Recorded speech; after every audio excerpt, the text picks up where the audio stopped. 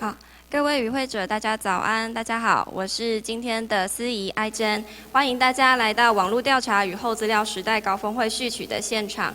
那接下来我们就要开始我们的开幕式。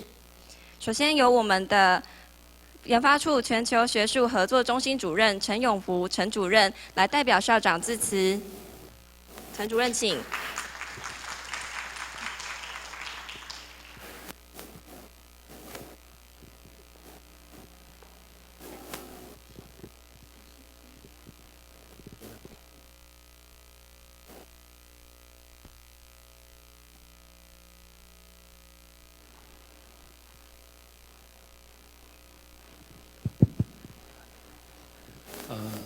Good morning, everybody.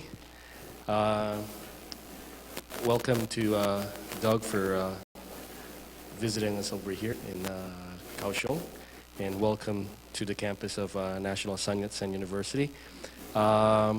Today, I'm representing 我们的校长 to give his welcome remarks. And I first apologize to Doug first, as I'm going to read it in Chinese. 各位贵宾及远道来的朋友早安，欢迎你们来那个我们中山大学哈，今天举办这个网络调查与后资料时代高峰会的活动哈，一起脑力激荡思考未来我们身处资讯与资料爆炸的时代。各种资料累积的速度与数量前所未见我们对于这些资料的价值也充满了各种想象。有人充满信心摩拳擦掌，准备大显身手，让资料转变为资产。那也有人焦虑了。担心隐私被侵犯的问题，所以这是一个随着科技发展，问题与答案一样多的时代。我们已经看见当前所从事大数据工作的专家及产业已经向资料科学所谓的 data science 这个新兴的学门交接。但是大数据能做到什么程度，有什么限制，以及如何让资料科学内涵更圆满，让更多优秀的脑力可以合作，共同解决社会问题，是大学应该尽的学术及社会的责任。本校在今年3月成立了我们的跨领域及数据科学研究中心，一方面与大数据的趋势接轨，另一方面我们也借有举办学术研讨活动，期待为资料科学带入更丰富的社会关怀及视野，促成更多的跨域对话。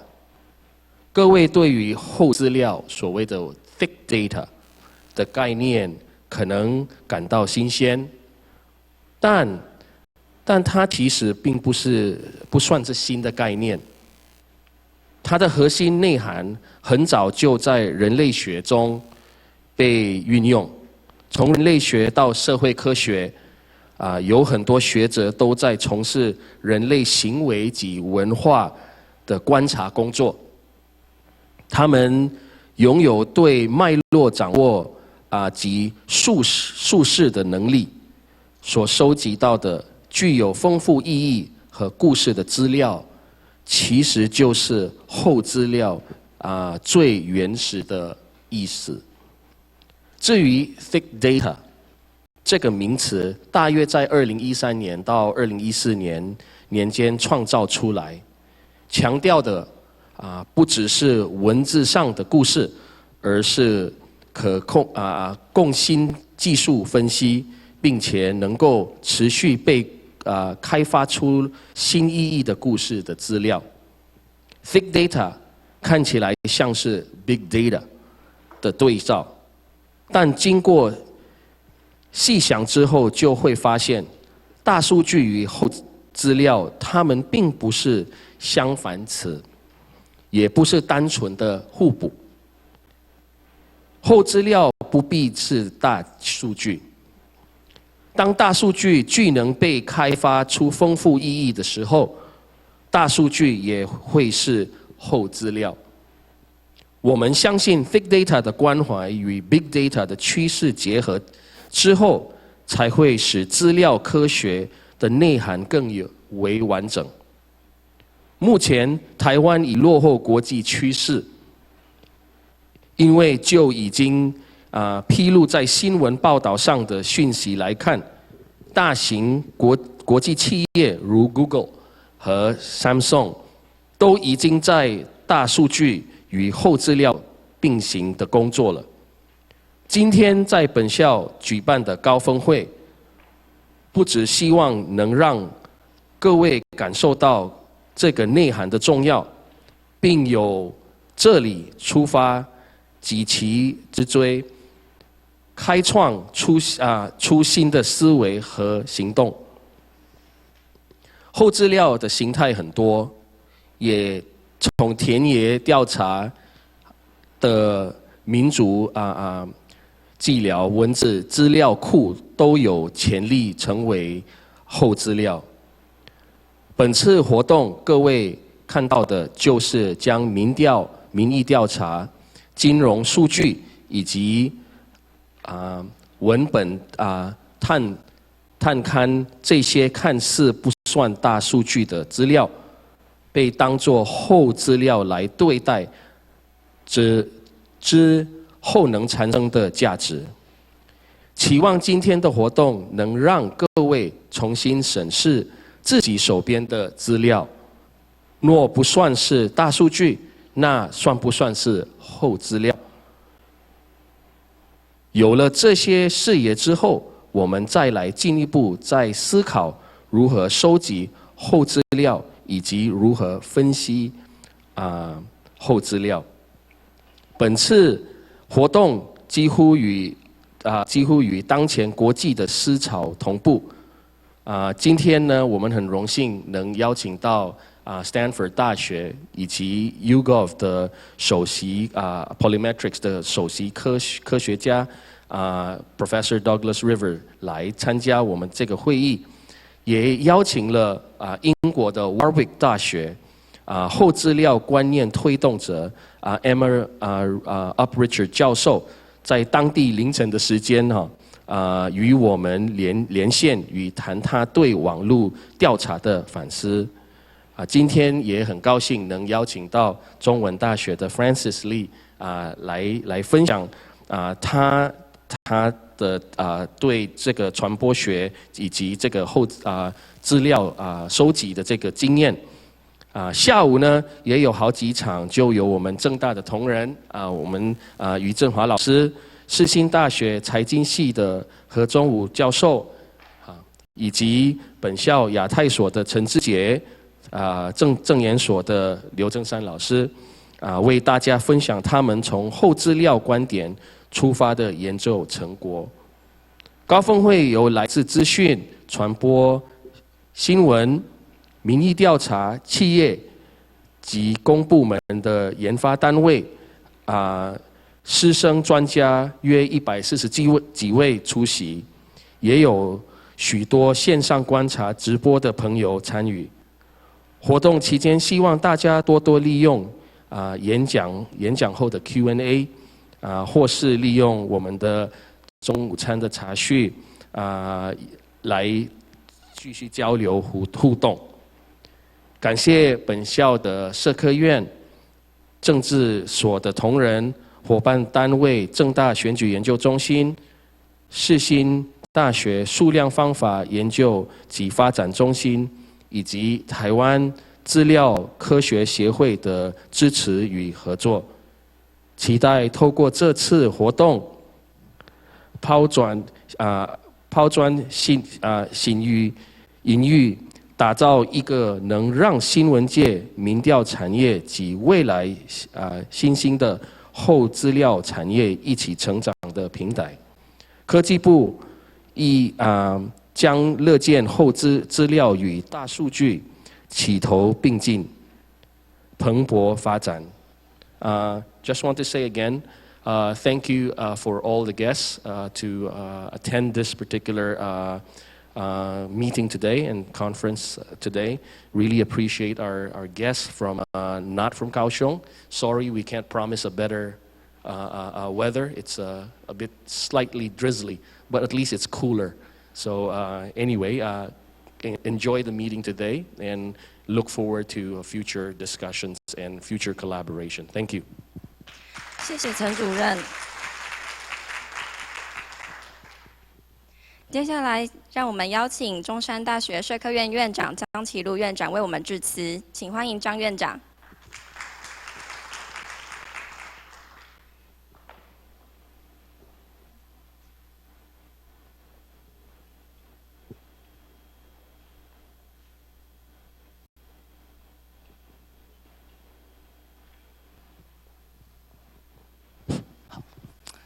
各位先生、各位女士哈，非常欢迎来到我们这个盛会哈。Dr. Rivers, welcome to our university. I'm sure your talk will bring us new perspectives and insights into the big data analysis. 各位先生、各位女士，还有关心我们民调产业跟后资料潜力的朋友们，大家好哈。我是中山大学社会科学院院长张启禄哈，同时也是兼任本校民意调查中心主任哈。那很荣幸哈，代表我们社科院以及管理学院的电子商务中心梁定鹏梁讲座，来欢迎各位来到我们中山大学参与这场跨领域的这个盛会哈。因为梁讲座哈，梁国家讲座，因为他正在国外开会，赶不上今天的盛会，所以也特别请我来代表来欢迎大家。好，那今天这个活动承蒙这个校长的全力支持，还有政大选举研究中心特别邀请了Dr. Rivers 哈专程前来台湾哈，以及梁讲座所领导的电子商务与网络社会研究中心的赞助哈。所以这个活动哈，才可以是完全免费的哈。那所以使大家可以比较能够尽情这个享受这个难得的这个知性的周末。好，所以我们再次的欢迎大家。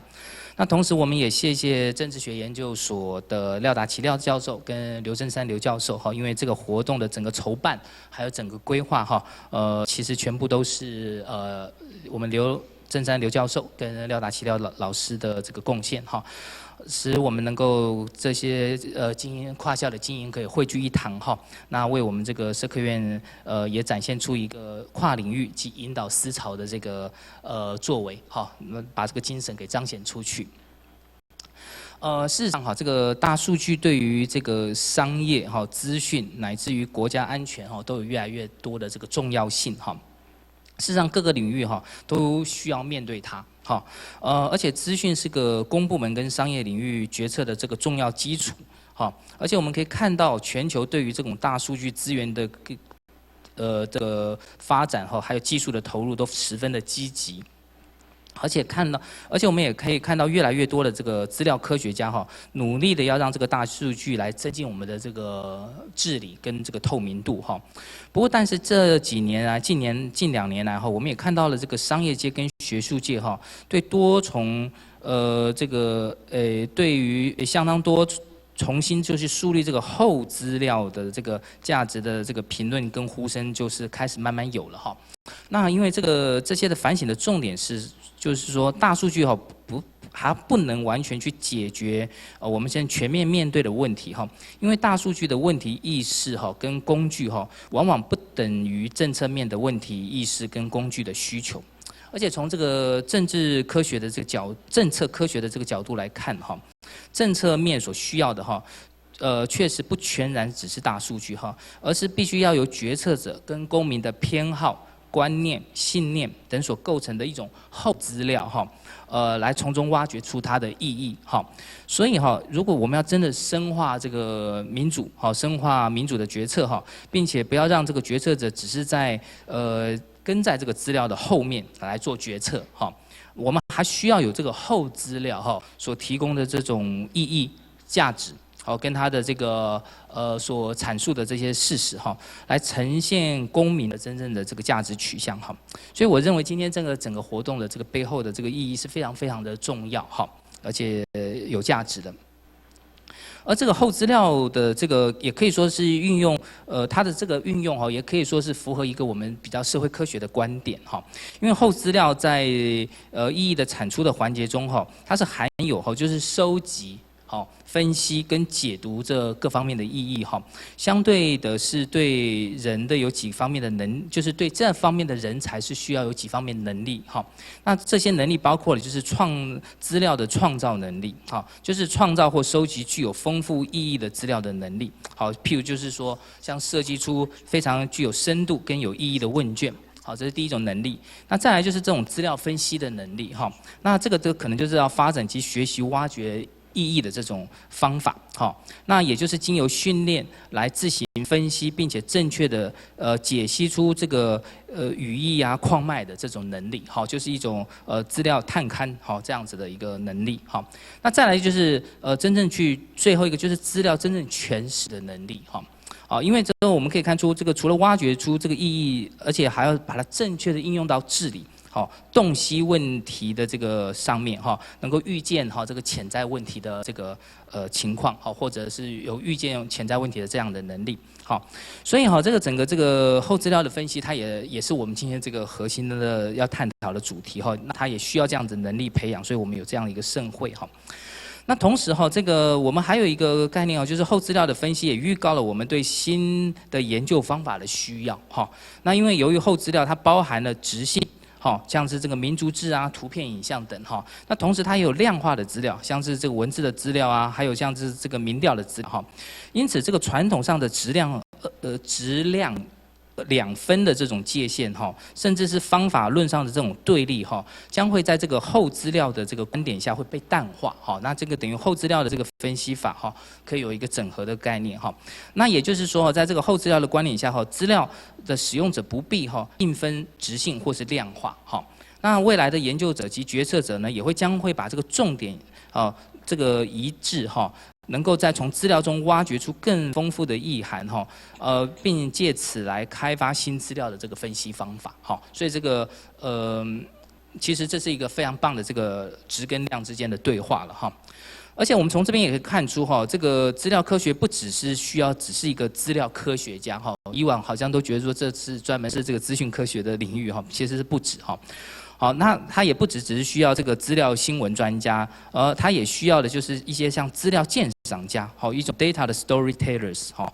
那厚资料与大数据呢，也有许多共享技术的地方，当然它也有不同的这个强调面向。好，我们期待看到社会科学的各系所开始这样的一个战略面向的这个想法，好，跟人才的培育。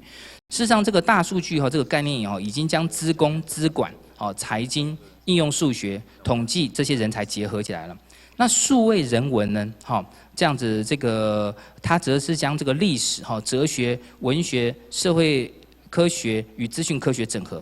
那现在我们认为厚资料将足以将整个从事社会、政治、经济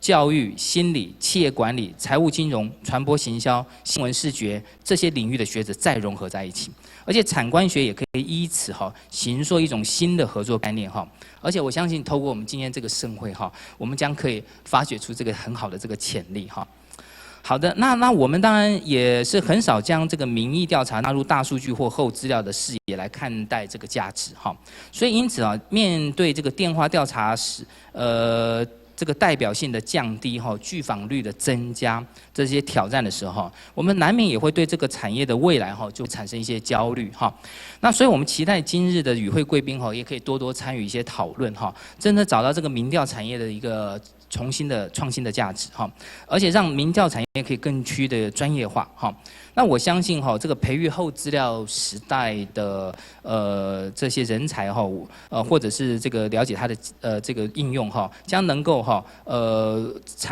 就是展现这样子这方面的这个作为而且也可以使我们这个社科院管理学院、传播学院共同有一个合作的这个平台，能够完成一个更棒的这个工作那我们这个中山社科院哈，就是坐落在西子湾哈旁边，而且就是我们余光中教授哈，今天我们所在这个厅就是光中厅哈，所说的这个海峡浩荡是前景哈，把七海的巨波都迎来的这个位置哈。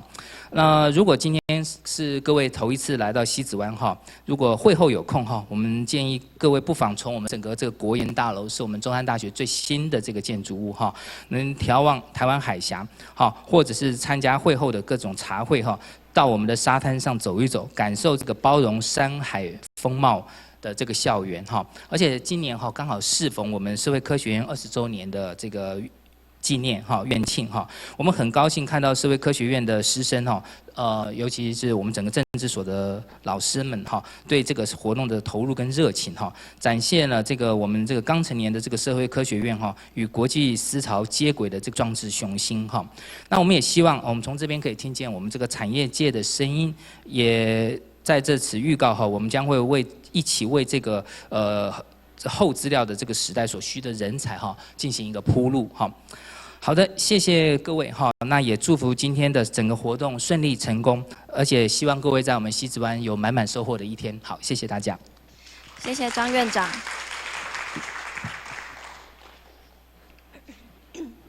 那接下来由我们大会来进行一些行政报告，告诉我们的与会人一些细节。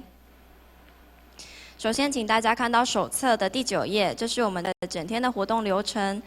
那若是在这个室内呢是禁止饮食，那希望您在与会的同时将您的手机静音或者是关机。那跟大家提醒，我们的 WiFi 是请登入 NSYSU 这个账号，它的里面登录之后呢会跳出一个页面，请您登入访客账号，并且输入 guest 跟2016的账号密码，您就可以使用这个无线网路。那请大家看一下您的识别证后方会有一张小卡，这张小卡呢是不好意思，是留给我们的与会人进行您的 Q&A 的填写。若是您对这个大会或者是在休息的时间，交给我们台前的工作人员。如果您是需要活动证明的与会人，请在上下午场结束之后，到1楼的报到处进行签退。那我们会再将您的公务人员时数或是参与证明盖章，再请工作人员帮您处理。中午的用餐位置是在1楼。以及沙滩茶会的位置是在西子湾海景餐厅。那大家可以参照手册上面的地图说明，在中午用餐的时候，若是您想要到附近走一走，也可以前往行政大楼后方的菩提树广场。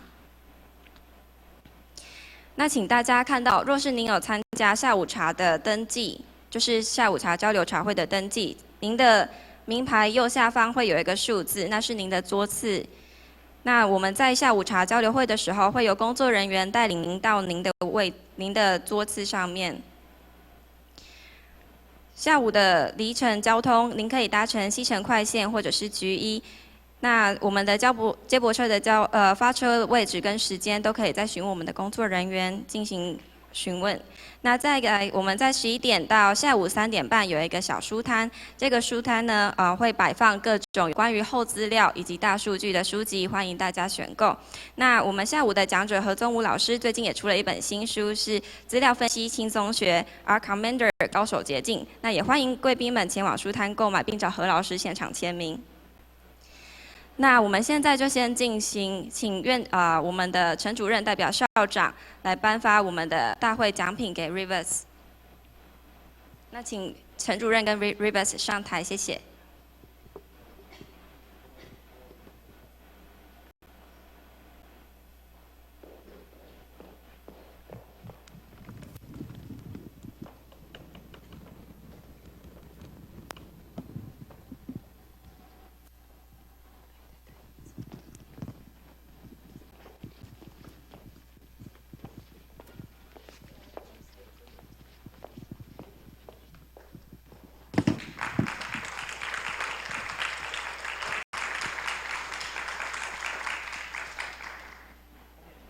谢谢陈主任 ，Thank you, Rivers。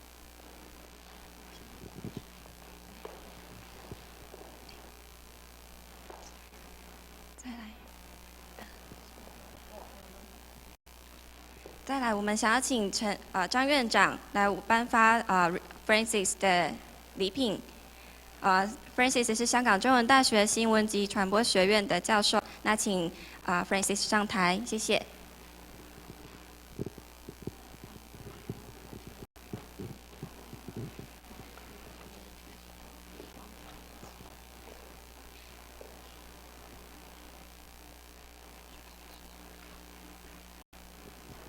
谢谢。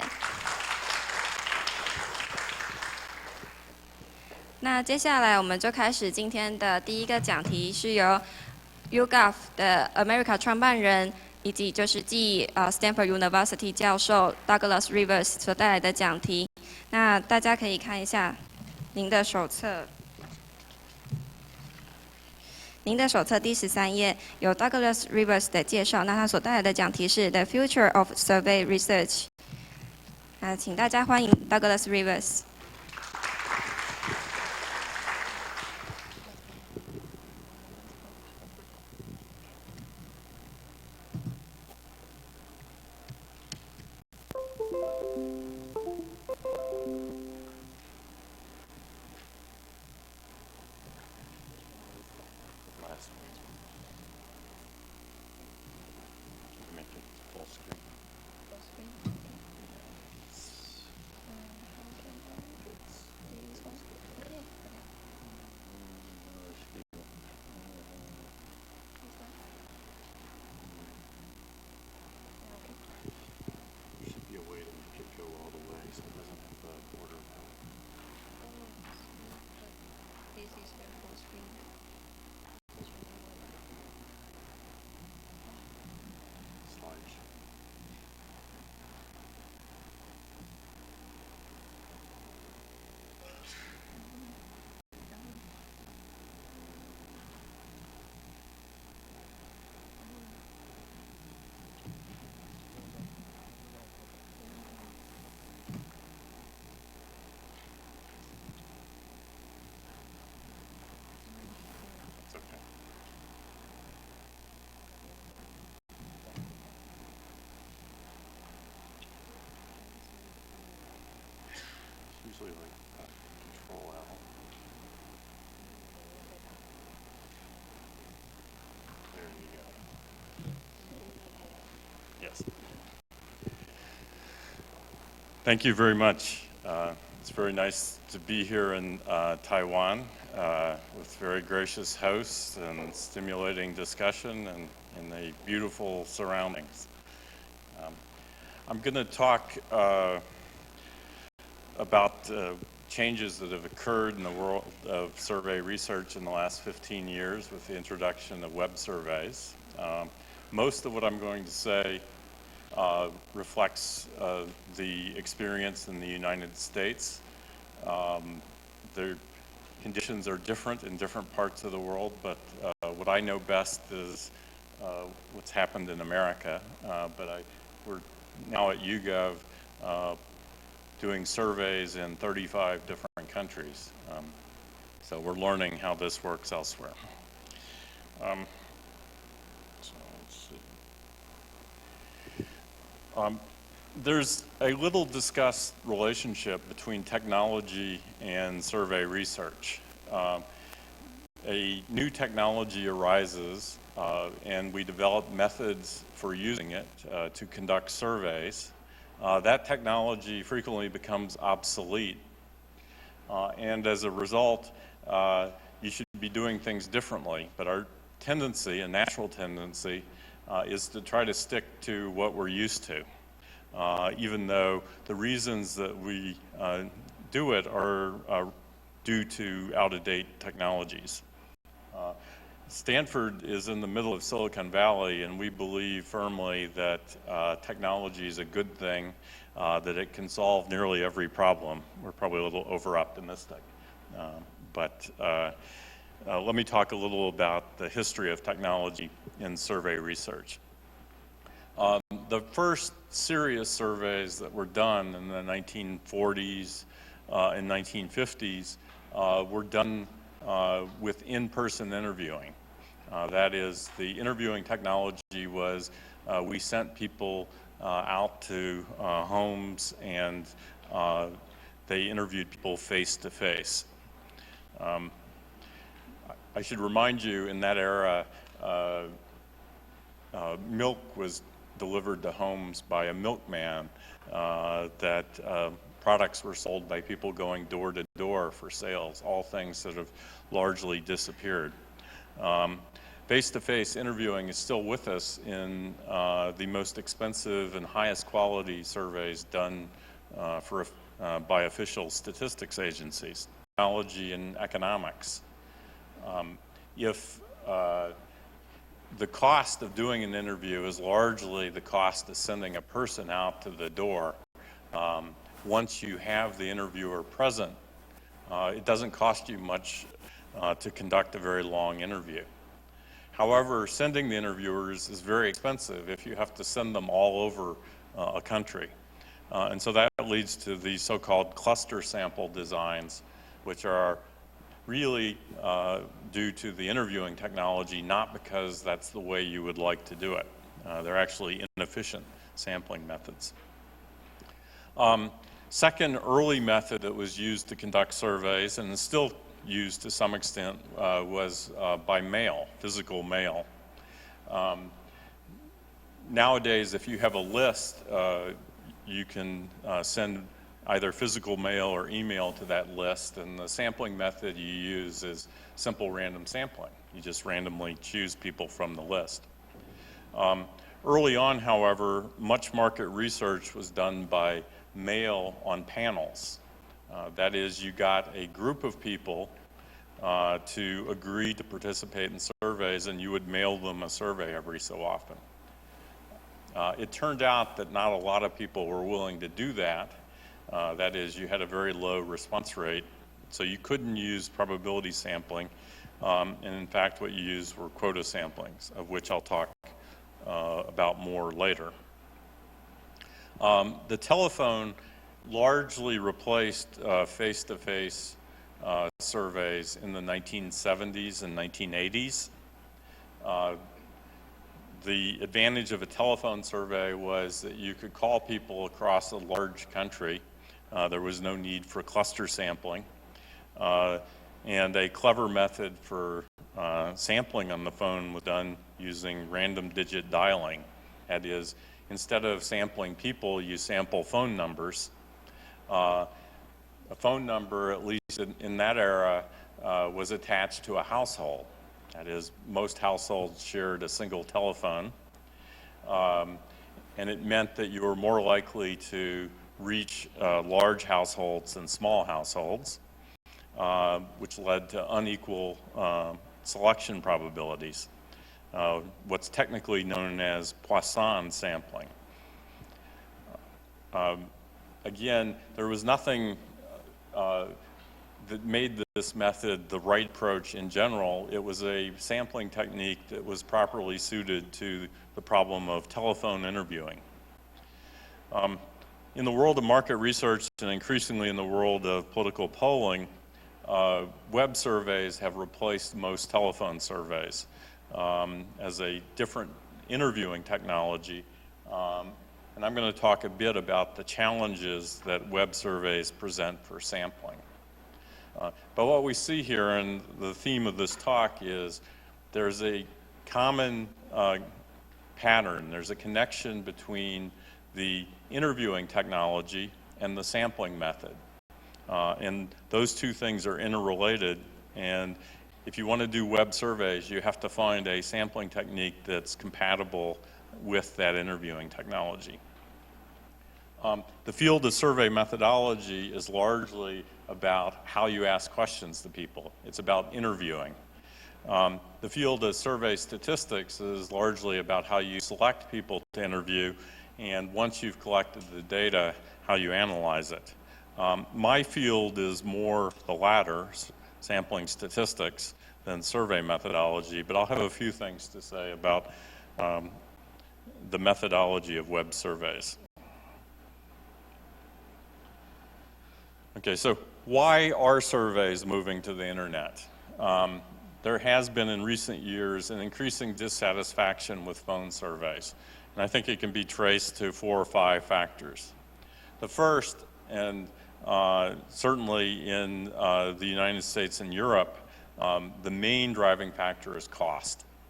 It is cheaper to conduct surveys on the internet than it is with interviewers by phone or face-to-face, often by an order of magnitude cheaper.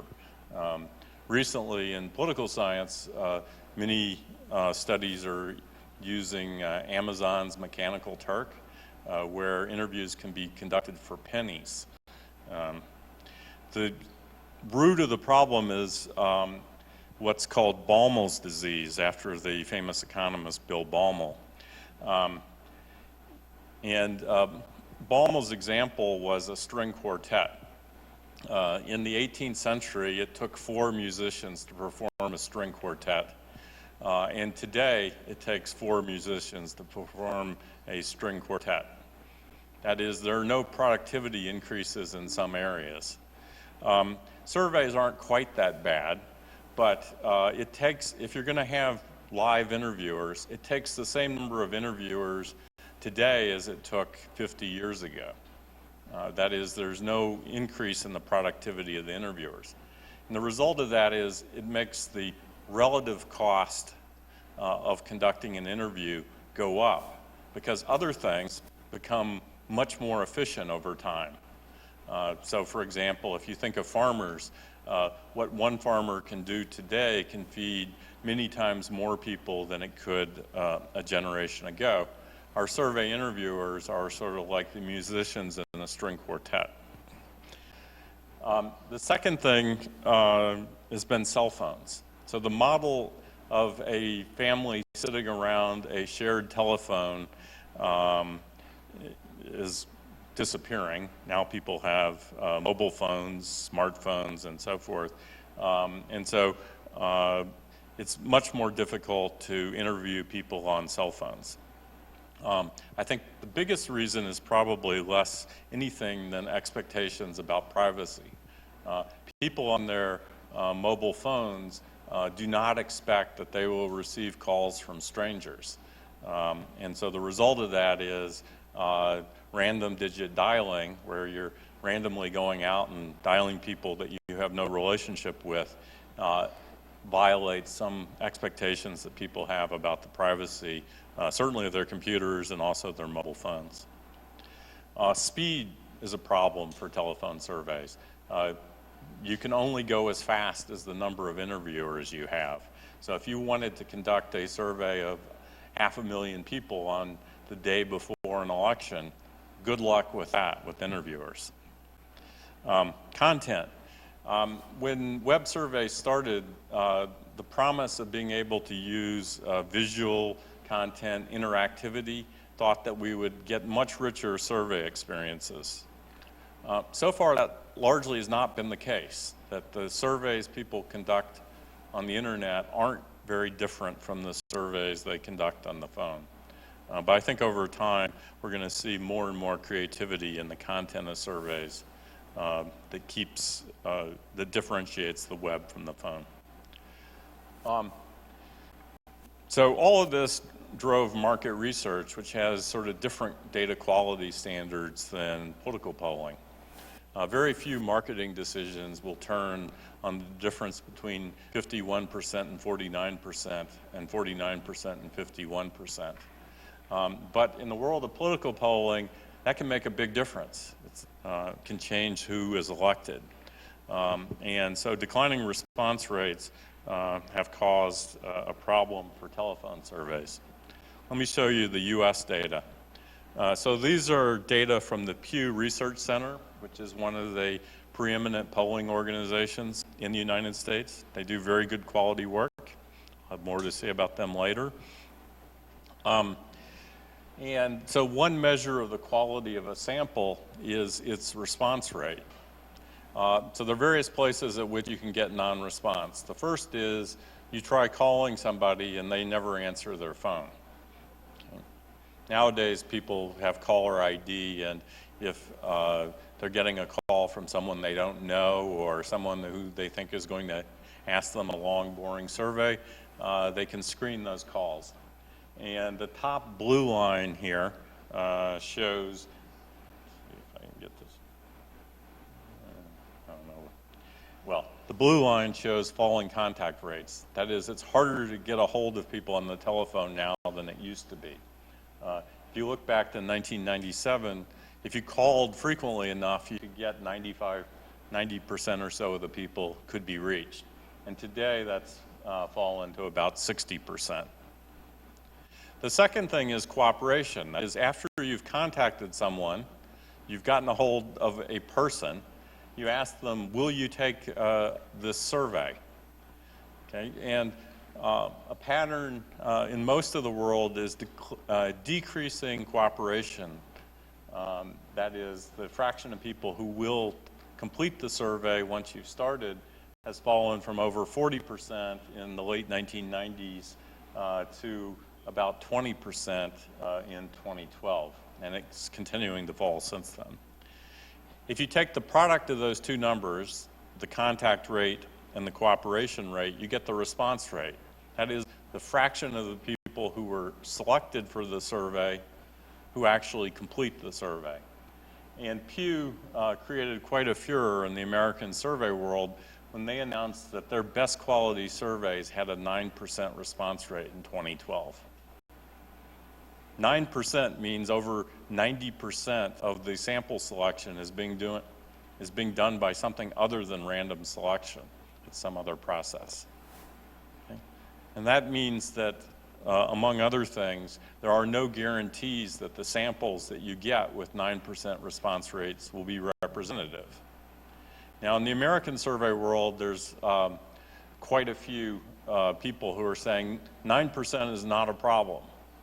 You know, our surveys still seem to work, and so we shouldn't worry too much about the fact that they don't have a theoretical basis in sampling theory anymore. Well, I'm going to argue that's not the case. So, let me show you some recent data from the United States and the United Kingdom. In the US, you may have heard of Donald Trump. He's made chaos out of American politics. He's also made chaos out of political polling in the United States.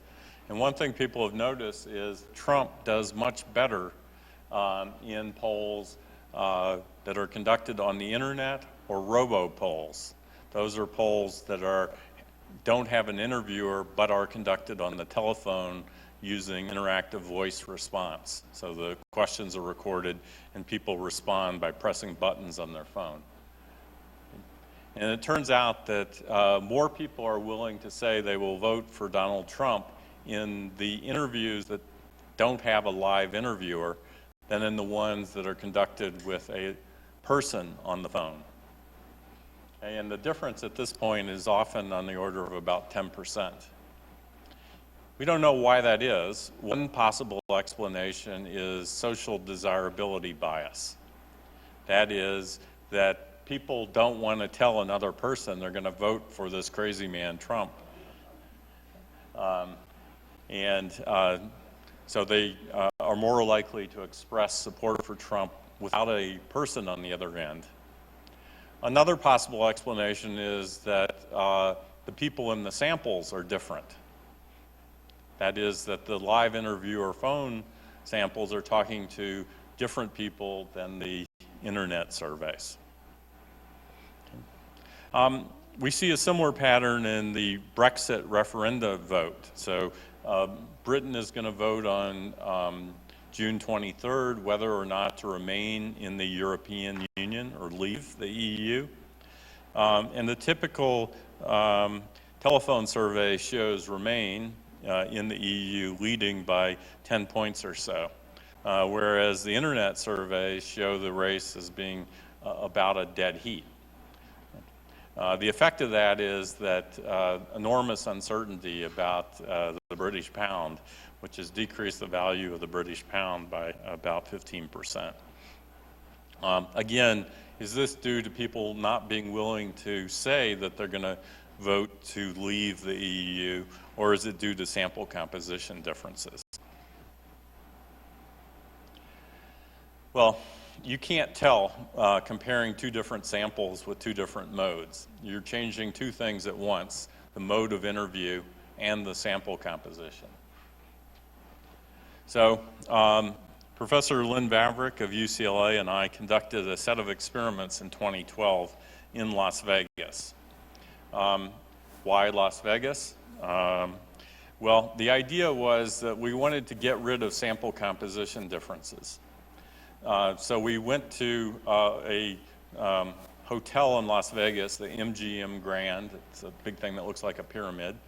And we got a set of rooms. We took people milling around the convention center and asked them if they would take a survey.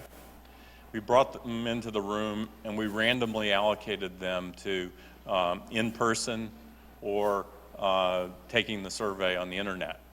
That is, we had a room full of computers where they could take the survey on the internet. We had a set of small rooms that had an interviewer who had a computer in front of them where they would read the exact same survey to the people. So the only difference was, did you have an interviewer or did you read the survey yourself, self-administered? Okay, and we found some rather interesting differences that were due to mode effects. Okay, that is, the two samples, because of random allocation, don't differ at all in terms of composition of who is in each sample. They differ only in terms of mode of interview. So if you look at the graph on the left, we have a standard set of survey questions that are attitudinal questions. The questions were, are you in favor of raising taxes on the wealthy? Are you in favor of abortion, pro-choice, or are you pro-life? Are you in favor of gay marriage or opposed to gay marriage? And these all had 4 responses ranging from strongly favor, oppose, and strongly oppose. And what's plotted on the vertical axis is the difference in the response in the web interview versus the in-person interview, when the interviewer present. So what you see is the two extreme categories, strongly favor and strongly oppose, were 5 to 10 points higher in the web interview than they were when you had an interviewer present. And the middle responses, favor and oppose, were about 4 points, each 4 points more likely with an interviewer. What's happening here is that when people are doing the interview by themselves without an interviewer, they're giving more extreme responses.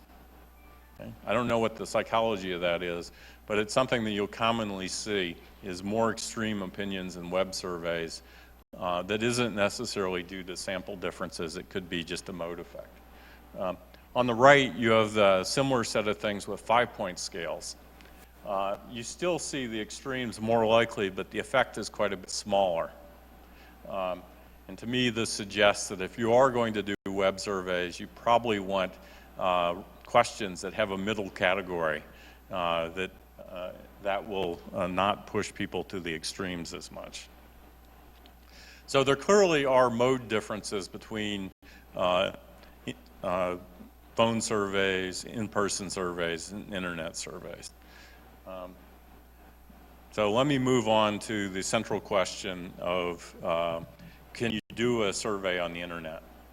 And the big challenge is that there's no easy way to sample people on the internet. I would say the central problem of web surveys is that unlike telephone surveys that have a natural sampling mechanism, there is none on the internet. You can't randomly select email addresses or select people on the internet. So what most web surveys do is they build a panel. The panels are either probability-based, that is, you do a phone recruit, sample people on the phone and ask them to join an internet panel, or increasingly, they're opt-in internet samples. That is, you put banner ads out on the internet and see if you can get people to agree to take a survey without worrying too much about who you select. So what happens is, after you've selected people, you build up a panel. From the panel, you can sub-select a set of people, and you select the smaller number for a particular study to be representative of the population. This is called purposive sampling. It's not random sampling. You're selecting people based on their characteristics. And it's highly controversial.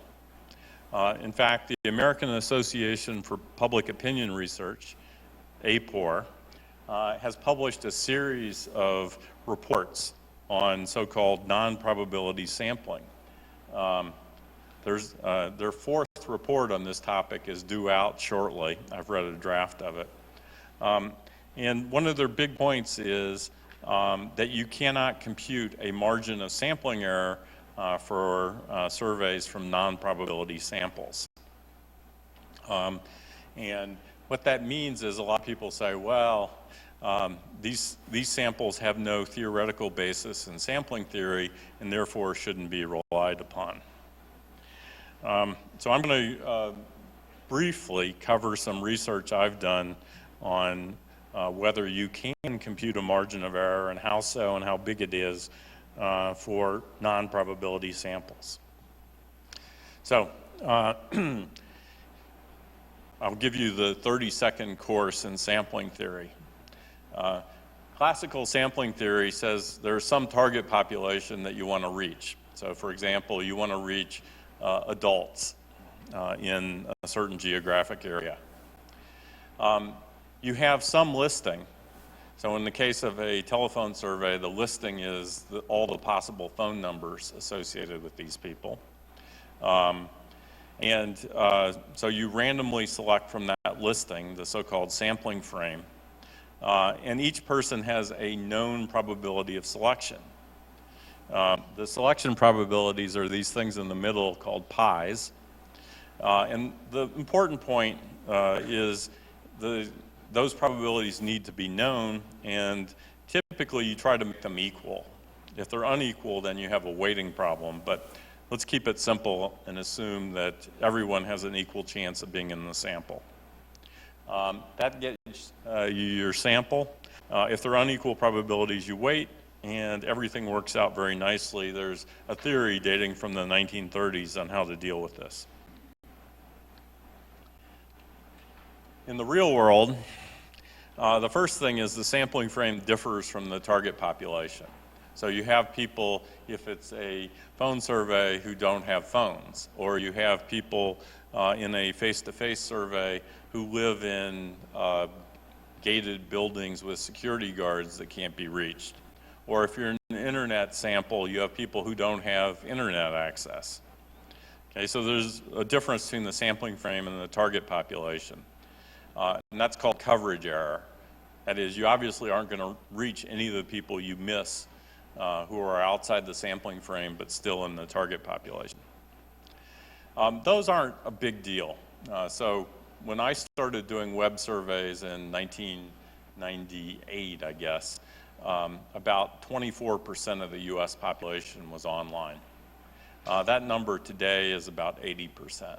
So the coverage problem is largely gone away. It's not trivial, and there's still things you need to do. But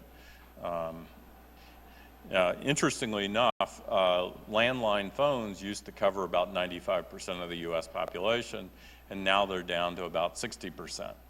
That doesn't keep people from using landline phone samples, but good quality phone surveys in the US use cell phone samples as well as landlines. The big problem, though, is non-response.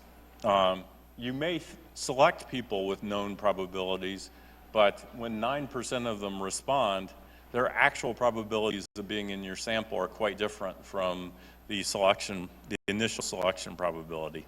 And that makes these samples non-probability samples. So, the big theoretical question is, can you do statistical inference if you don't know the probabilities that people are selected into your sample? My first response is it better be, because we don't know the selection probabilities for any of the polling that we're doing today. Okay, that is, if you have a 10%, even 20 or 30% sample, the majority of selection is by a process that you don't control. Okay. So it's bad news for everybody if there is no way to work with data where the selection probabilities are unknown. Second, the claim that it doesn't make any difference. Well, empirically, it does make a difference. So in a recent paper by Gelman, Gohl, and Rothschild, they found that the actual error rate in surveys was understated by 25 to 50% in an analysis of over 4,000 polls. Okay, that is, this non-random selection is causing much larger errors, so the question is, what is the real margin of error for a survey? So this gets a little on the technical side, so I'll try to keep it simple. The margin of error is a 95% confidence interval. It's saying that if you conducted the survey in the same manner over and over again, 95% of your estimates would fall within the margin of error. Okay, so the margin of error on a sample of 1,000 is roughly plus or minus 3%. So we would hope to be accurate to about plus or minus 3%, 95% of the time. Okay. When is that statement justified? Well, there are three things that justify it. The first is that the sample estimate has to be normally distributed. That is, it follows a bell-shaped curve. If that doesn't happen, it's impossible, it's hard to compute the probabilities of extreme errors. The second question is, can you estimate the standard error, that is the variability of the survey due to sampling error, without knowing the selection probabilities? And the third thing is the estimate biased? So bias here has a very specific meaning. It is the difference between the expected value of your estimate and the thing you're trying to estimate. So if you're conducting a poll in an election, estimating what fraction of people will vote for one political party, if there is systematic bias, that is, some people are more likely to answer the survey than other people, and those people vote differently, then it makes no difference if you have a sample of 1 billion people with no sampling error, you will still have that bias. Okay. So the validity of the margin of error depends on these three things. That is, do you have a normal sampling distribution? That's where the 1.96 comes from. There's a standard error you have to estimate, which is a measure of sampling error. And the third thing is your interval centered on the true value, the thing you're trying to estimate? That is, you take your estimate plus or minus this 1.96 times the standard error, and does that give you good coverage rates? All right, so let me answer those three questions for you. This is summarizing some work I've done in a series of recent papers. The first thing is the sample mean normally distributed? Well, I knew the answer to this before I started. The result that the sample mean has a normal distribution is the central limit theorem, which was first published in the 17th century. And probability sampling was invented in the 20th century. So it's a little hard for the central limit theorem to depend on probability sampling. The central limit theorem depends upon having independent draws from the population. At least the version that we're using depends on that. So that's easy. Turns out almost any sampling process that has a measure of independence in it will generate a normal sampling distribution, so that the shape of your errors should be bell-shaped. Okay, that one's easy. The second one is, can you estimate the standard error without knowing the selection probabilities? If you read a sampling theory book, you'll see they're littered with selection probabilities all over the place. And that's led to a misconception that you need to know the sampling probabilities to compute the amount of sampling error. The reason you need the sampling probabilities is to weight by them. But suppose you have the wrong sampling probabilities. Does that invalidate the estimate of the sampling error? And it turns out, under certain conditions, that are relatively weak, the answer is no. And I proved that in excruciating detail in a paper at the Joint Statistical Meetings in 2015. Okay, so the first two questions get a yes answer. Looks like we're doing great. The third question, that is there bias caused by non-random sampling? And unfortunately, the answer to that is yes. If certain people are more likely to end up in your sample than others, then that will cause the sample estimate to be different. And you have to do something about it. So let me talk about what you can do about that. All right, so it turns out that if you have non-random sampling, what you're estimating is not the population mean, the thing you're interested in. You're estimating a weighted population mean where the weights are people's probability of responding. You overrepresent people who are likely to respond. You underestimate people who are unlikely to respond. The worst case is someone that has zero probability of responding, and they don't affect the estimate at all. Okay? So there's an implicit thing you're estimating which may be different from what you want. The question of the difference between the true population mean and what you're estimating is bias.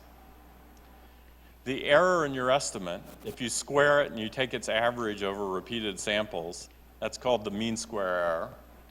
And simple result is it's equal to the square of the standard error plus the squared bias. Okay, that is, there are two components. The first is sampling error, which is measured by the standard error. And the second is bias, which is not measured by the standard error. Okay.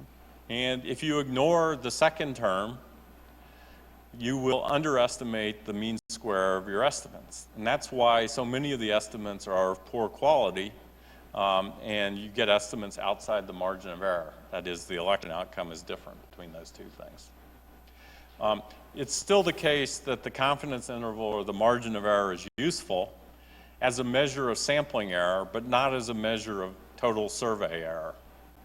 Okay, it tells you your sample is either large enough so sampling error is a big deal or not.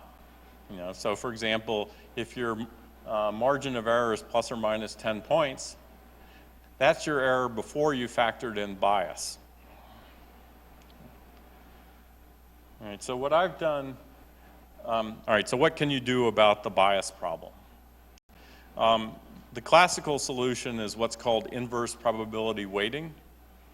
If you know the selection probabilities, you can weight by the reciprocal of the selection probability, and that'll give you an estimate that's unbiased.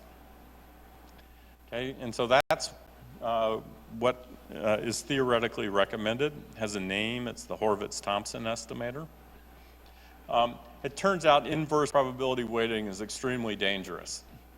When you take small probabilities as estimated with small amounts of error, you create huge errors when you take the reciprocal. Okay, so as a consequence, I generally don't think inverse probability weighting is a very good way to go. There's another set of methods related to this called post-stratification. And the idea of post-stratification is simple. If you take your population and you divide it into subgroups, you know, men and women, young and old, and so forth, and you have a source that tells you the fraction of the population in each of the subgroups,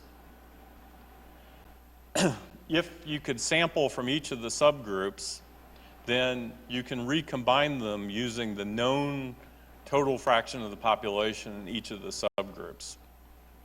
Okay? So the idea is if you're within subgroups, you have essentially the same probability of responding, then what we can do is divide them into these subgroups, so-called strata, and recombine them using census data. It's another form of weighting, and it's used for nearly all surveys these days, because in fact, the surveys have skews in them. Our phone surveys, at least in the United States, have many more women than men. They have more older people than younger people. They have people with higher education and so forth. And So when people say that surveys still work just fine, what they mean is surveys after post-stratification work. It's called post-stratification because the stratification is not part of the design. Okay, a stratified sample is where you divide your population and draw independent subsamples. Here we just draw a sample of the population, and then after the fact we divide it into these groups and we pretend as if the fractions are their sampling proportions. Okay, in non-random samples, the usual method for dealing with this is quota samples. So what you do is you go build a panel of people, large number of people, and then you select people in each of the subgroups, which are called quota cells rather than strata. But it's basically more or less the same idea, and it turns out the same theory goes through mathematically.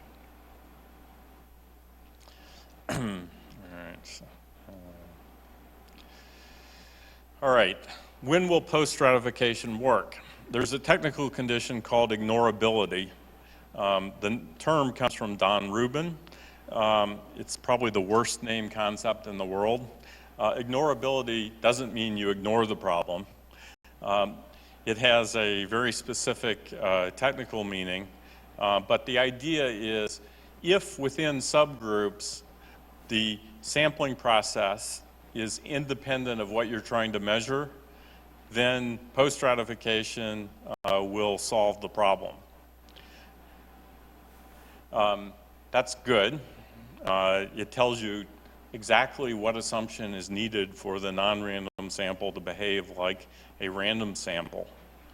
What has not been widely understood, though, is that the model that's used for post-stratification is a model.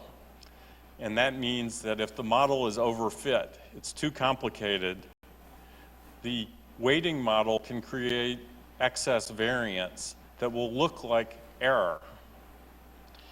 So let me try to explain what's going on. The example I'm going to use is a set of parallel surveys conducted in 2004 and 2005, where we had a large number of demographic variables. And what we did is we took the samples. So you're not going to be able to read this, at least I doubt it. But the picture that's going on here is we have 9 different samples. The one in the upper left is a phone sample, high-quality phone sample. It was very expensive. The second is a probability-based web panel, and the remaining 7 were opt-in panels. And we weighted each of those samples. And the horizontal axis in each of these plots is the number of variables used to weight. So the weighting model gets more and more complicated as you go from 0 to 5 variables in the weighting model. Okay, so the model is increasing in complexity. And what that means is that a more complex model will have less bias. That is, you'll be controlling for more factors that could cause bias and self-selection. But the model is getting more and more complicated to the point where you can be adding noise by fitting a too complicated model. And this is the famous bias variance trade-off that occurs in statistics and machine learning. So maybe some of the people talking about big data will talk about that. So you can see it here. In particular, the last sample in the lower right is one that was nearly 20 points off in some of the weighting variables. And as you weight more and more, it improved it. That is, you're reducing bias faster than you're increasing variance. If you look at some of the other ones, so for example, the phone survey in the upper left, the optimal number of weighting variables is between 2 and 3. As you add variables beyond that, you're actually increasing mean square error, adding noise by overfitting. The conclusion I took from looking at this was what you want to do is avoid this overfitting problem. And the way to avoid it is to build a big panel, select people systematically so you don't need to weight. An ideal web panel would be one where you've selected a sample that's perfectly balanced in all the variables that you're aware of, and therefore it needs no weights, and so weighting doesn't add any variability. Unfortunately, that requires a very big panel, as I'll get back to in a bit.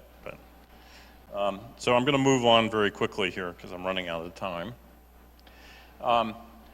These are the margins of error correctly computed. I'm not going to go into how that's done. But what you see is that the margin of errors get wider and wider as the number of weighting variables increases. In fact, a better way to look at that is to take the increase in the margin of error, the standard error that's caused by weighting by more variables. So if you take the baseline of weighting by nothing, those estimates will have a lot of bias, but the sampling error won't be exacerbated by weighting.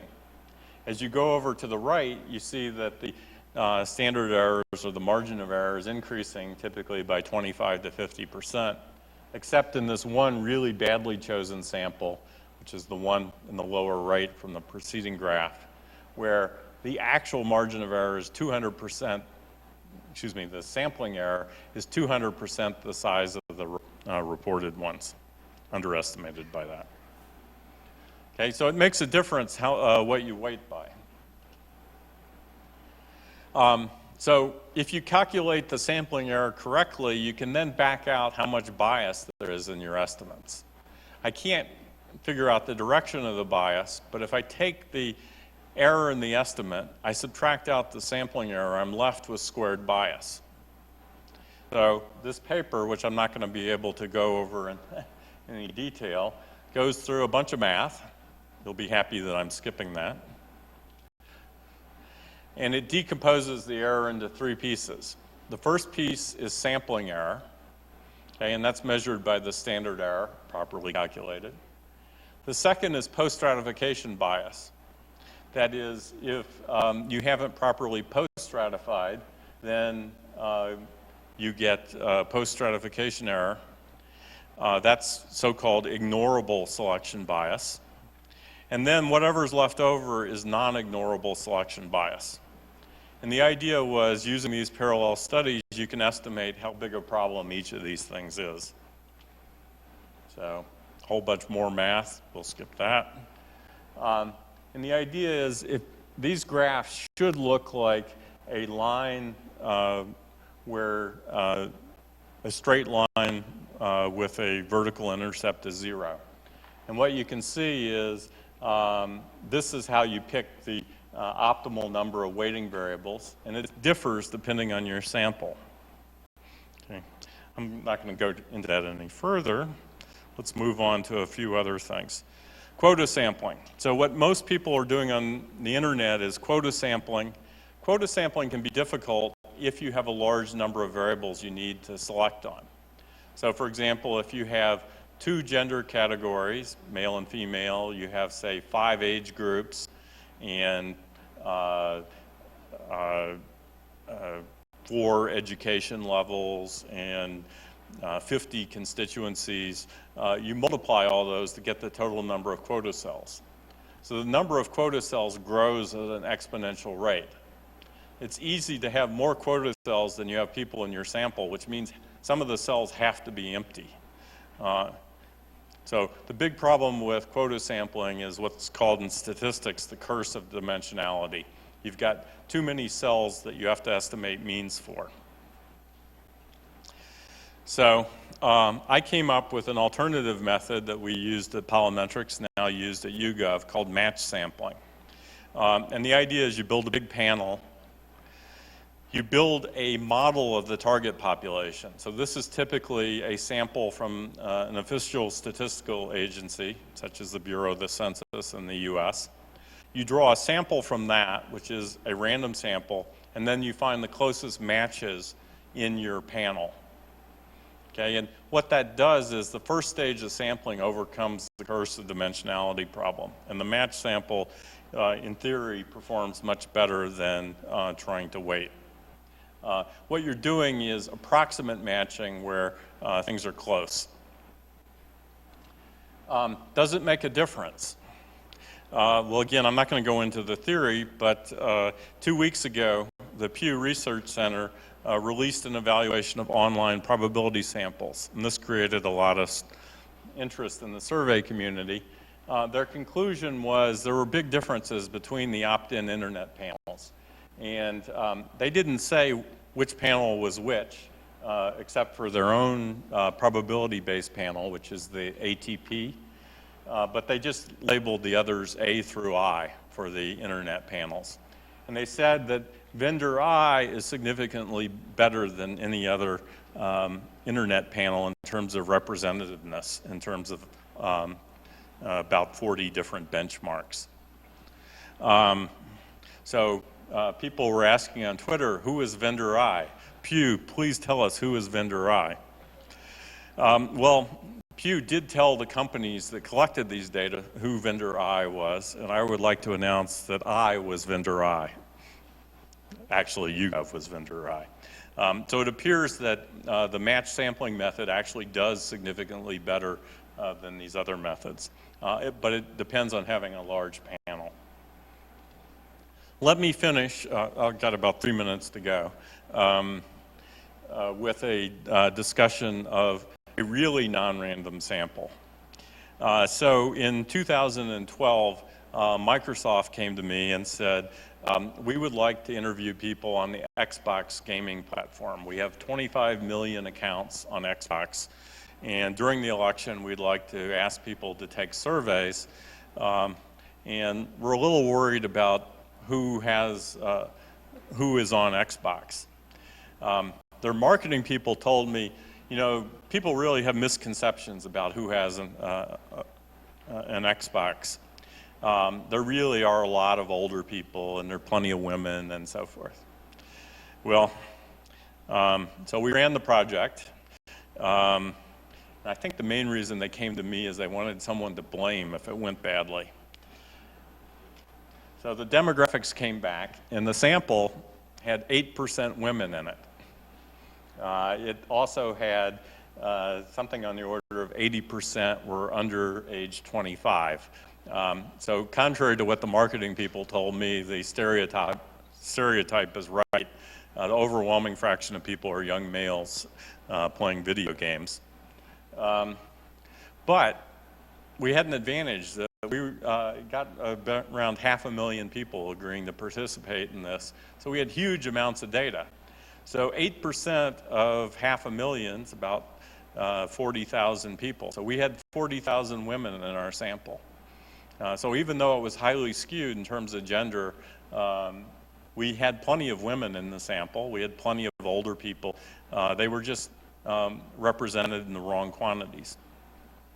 I don't have time to explain the method, but this is explained in a paper that Andrew Gelman, Sherrod Goel, and David Rothschild and I recently published in the Quarterly Journal of Political Science. And it's a method called multi-level regression and post-stratification, which has the abbreviation M for multi-level, R for regression, and P for post-stratification, which Andy Gelman has amusingly called Mr. P. So Mr. P is a very clever approach to solving skews in a sample without overfitting. And the techniques I don't have time to explain, but they use a hierarchical or multi-level Bayesian model to avoid overfitting. It is probably the most exciting thing that's currently available in the survey world. So we fit a Mr. P model. Initially, if you look at the light gray, we did what most people in the survey world do, which is we fit it based on demographics, age, race, gender, and education. Okay, and it turned out that once you did that, our sample with this really badly skewed Xbox panel looked exactly like the public polls. And in particular, you see there's a big drop in support for Obama after October 2nd. Now, for a non-American audience, what happened on October 2nd was the first presidential debate in 2012. And Obama looked horrible. It was widely agreed that Romney had done much better in the debate. And in the public polls, Romney gained 8-9 points, and Nate Silver declared that Romney had made the race even. What we did is we added to the post-stratifying variables their party identification, they told us at the start of the survey, at the start of the panel. So when people registered, they gave us their party ID, and we got the dark black line in the middle there. And it turns out that the Romney win in the first presidential debate was almost inconsequential. It moved things on the order of about 3 points, not close to enough to put Romney ahead. And it's what we called a phantom swing, that the lack of adequate balancing in the surveys on variables like partisanship meant the surveys were systematically biased. And what happened is, after the first presidential debate, Republicans suddenly became interested in talking about the election, and their response rates in surveys went up by 5 or 6 points. Democrats, on the other hand, were depressed, and they stopped answering. So we were getting a sample that was skewed not on demographics, but based on your political beliefs. And that's what created the swings that weren't real. All right, so to conclude, non-probability panels are here to stay. They're fast, they're relatively cheap, and usually pretty effective ways to collect survey data. However, that doesn't mean that anything goes. It is possible to do principled statistical inference. The claim that they lack a theoretical basis is generally incorrect. But the way quota sampling is done on most opt-in panels is not adequate to remove the bias. New methods like sample matching and Mr. P can reduce bias without causing large increases in variance. What we've seen over the past 15 years is a shift in technology as survey research moves to the web. We're about ready to see another one. For most people in the world, their computer is their cell phone. And the internet for them is not the web, but it's Facebook. And both of those are going to create the next generation of technological problems for survey research. And I'm looking forward to tackling those soon as well. Thank you.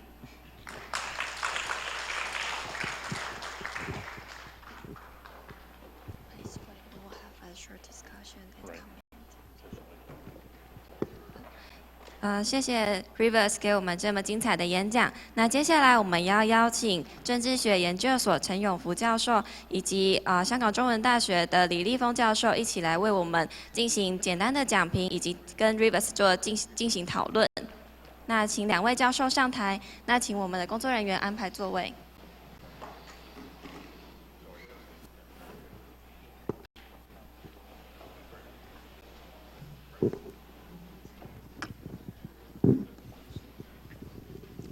各位与会贵宾，大家好，我是等一下这个 Round Table 的主持人刘正山。这一场今天最有趣的这个对谈，就从现在开始。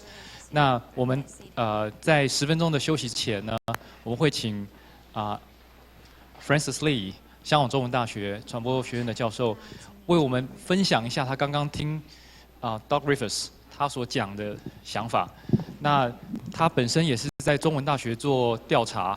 那大家如果很清楚，香港释出的雨伞运动的相关调查，就是从那边出来的。OK， 所以他有这样的经验，那他会给大家一些想法。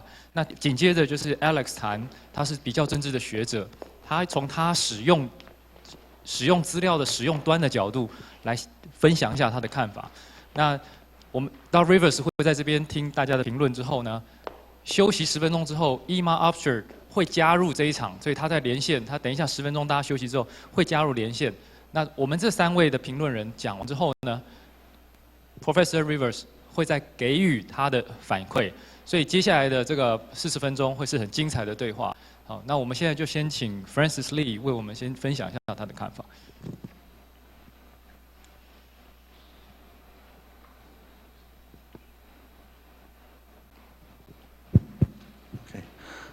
Thanks a lot, and also especially, of course, Professor Rivers for the very informative and inspiring talk, from which I really learned a lot. Now, I really have to say I'm not a very like a technical person when it comes to survey research. I mean, I do survey research, but it's like more like a communication researcher, journalism researcher, employing survey as a method to tackle some issues instead of really, going too deep into the more statistical and methodological aspects behind that. But I do feel like, listening to the talk, I do feel like it leads me to think of if I talk a little bit more even philosophically, it really leads me to think about Thomas Kuhn talking about scientific revolution.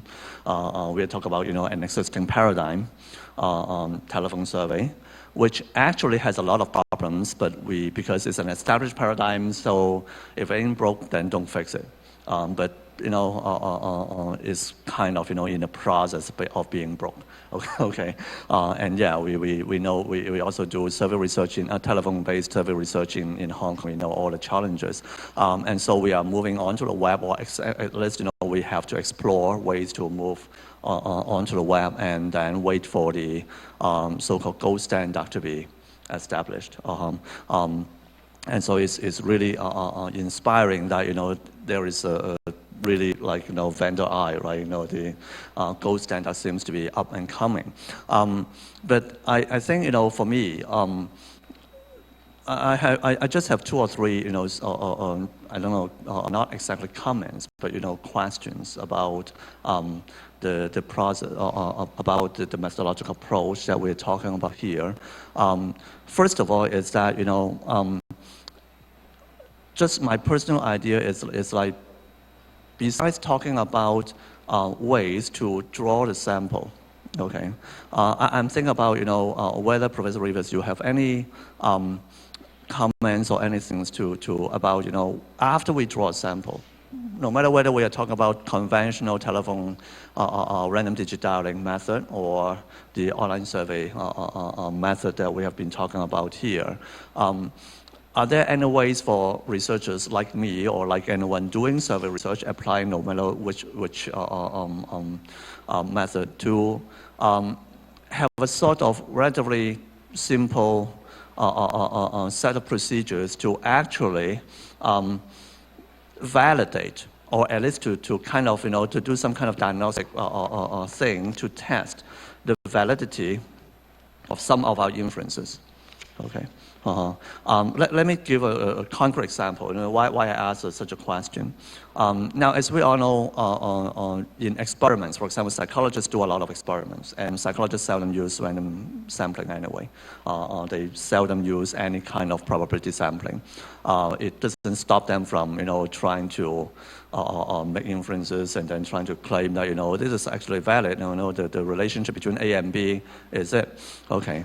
And in fact, in communication research, sometimes in some of our journals, we would also read people, I would also read people saying that, well, if since my paper is not talking about estimating the descriptive statistics, percentage of people holding a certain opinion, is really about relationships among variables, so probability sampling is less important, which I don't think is true. But the more, from how I understand it, the question is, if we are talking about the relationship between A and B, then whether a kind of a biased sample matters is really more or less a matter of whether the relationship between A and B is actually will be moderated by other factors. Okay, and so for me, once I had this discussion with some of my own colleagues and say that, well, maybe actually in the future we should look into a direction saying that, well, if we are using non-probability sample, okay, then, well, we use it, do it in the best way possible, but then can we add some kind of additional procedures when we actually do our own research so that we can actually try to validate or strengthen the validity of our claims, or at least to test the validity of our claims, such as I said, if I'm making a claim about relationship A and B, then, well, just test whether a bunch of variables can moderate that relationship. Not because theoretically I believe something should moderate it, but just as a kind, more or less like a technical procedure to kind of justify or to try to empirically validate. Well, you see, at least, the relationship between A and B is actually not moderated by a lot of the variables exist in a survey. So that, at least logically, seems to me to be a way that can alleviate the problem of non-probability sample or any kind of sample that is now under different kinds of challenges. That's one thing that I want to raise. Another question that I want to mention is that, actually it's also already addressed by the talk. That is, I personally always don't exactly believe that much in the weighting procedure, because the standard weighting procedures in a lot of telephone surveys or in a lot of surveys is basically based on demographic variables. But I always have the suspicion that the most important variables that determine the probability of one answering your call is not demographics after all. Especially if we are talking about political science or political communication surveys, then a lot of political politics-related variables are likely to be much more significant, important. So toward the end of the talk, Professor Rivers talked about adding partisanship into that procedure. I just wonder on this. I just wonder Professor Rivers' view on if we really start from scratch and not just start from demographics. If we just start from scratch, is it really true that we should weight by demographic first and then add one or two politics-related variables onto that procedure, or actually should we just think about starting with maybe the kind of variables that really relate more specifically to the topic at hand, to the survey topic at hand? That would be my second very general comment or question, actually. The third comment or question that I would have is actually go to the very end of the talk. That is when Professor Rivers talked about the next challenge, the new challenge of being mobile and Facebook. I actually, would like to hear more about that, especially, when it comes to social media, the challenges is huge. Huge in the sense that not only because the penetration rate of any one social media may still be relatively limited, but also because social media is getting so prominent, but also changing so fast. And also there is, internationally, it's hard to have one social media that, focus on one social media and like everyone in the world is using that. Now Facebook, yes, it's huge in the United States. It's actually huge in Hong Kong. It's huge in Taiwan too. But it's banned in mainland China. Okay. Even if it's not banned in mainland China, I doubt Facebook will be really popular in mainland China, because there are, in mainland China, they have WeChat, they have Weibo, they have their own set of stuff. Twitter is really big in the States, but no one in Hong Kong uses, not exactly no one, but very, very few people in Hong Kong use Twitter. So that challenge of social media seems to be much more complicated because of the fact that the social media landscape itself is extremely complicated.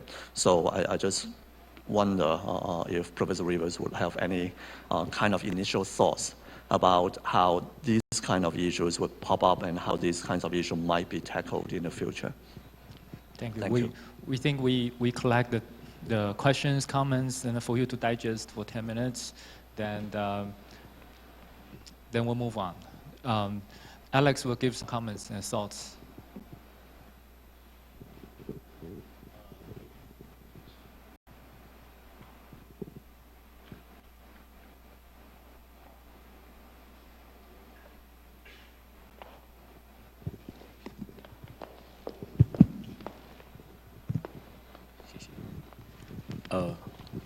Thank you, Doug, for your wonderful presentation.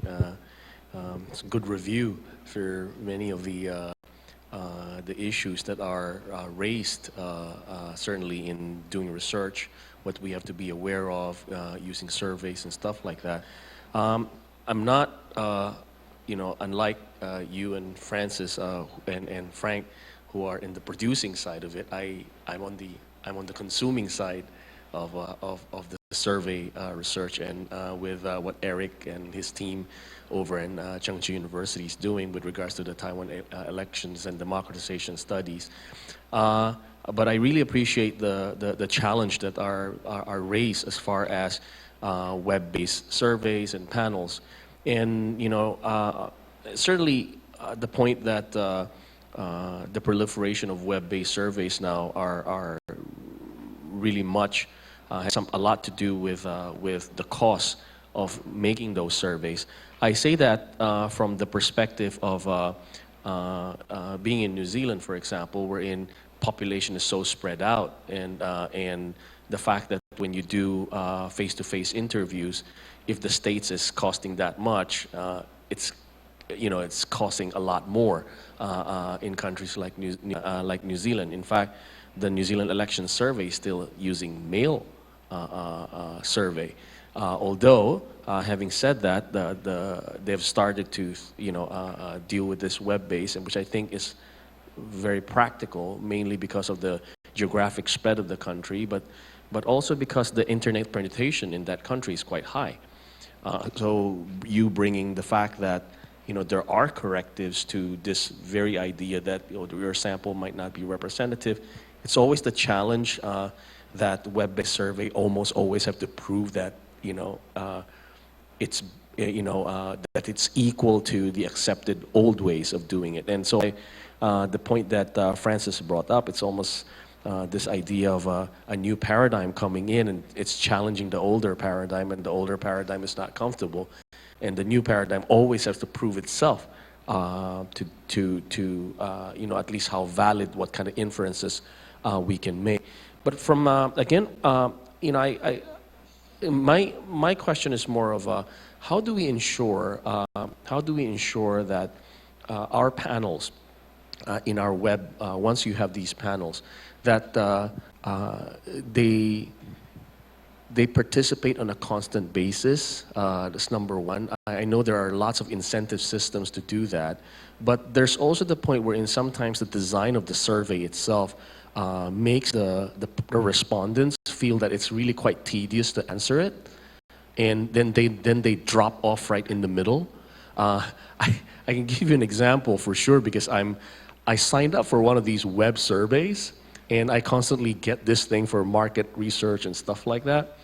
And I occasionally notice that some of the surveys, they will tell you how long it is, but sometimes it's taking way too long for me, and I get really bored and say, oh geez, this is really way too long. So how do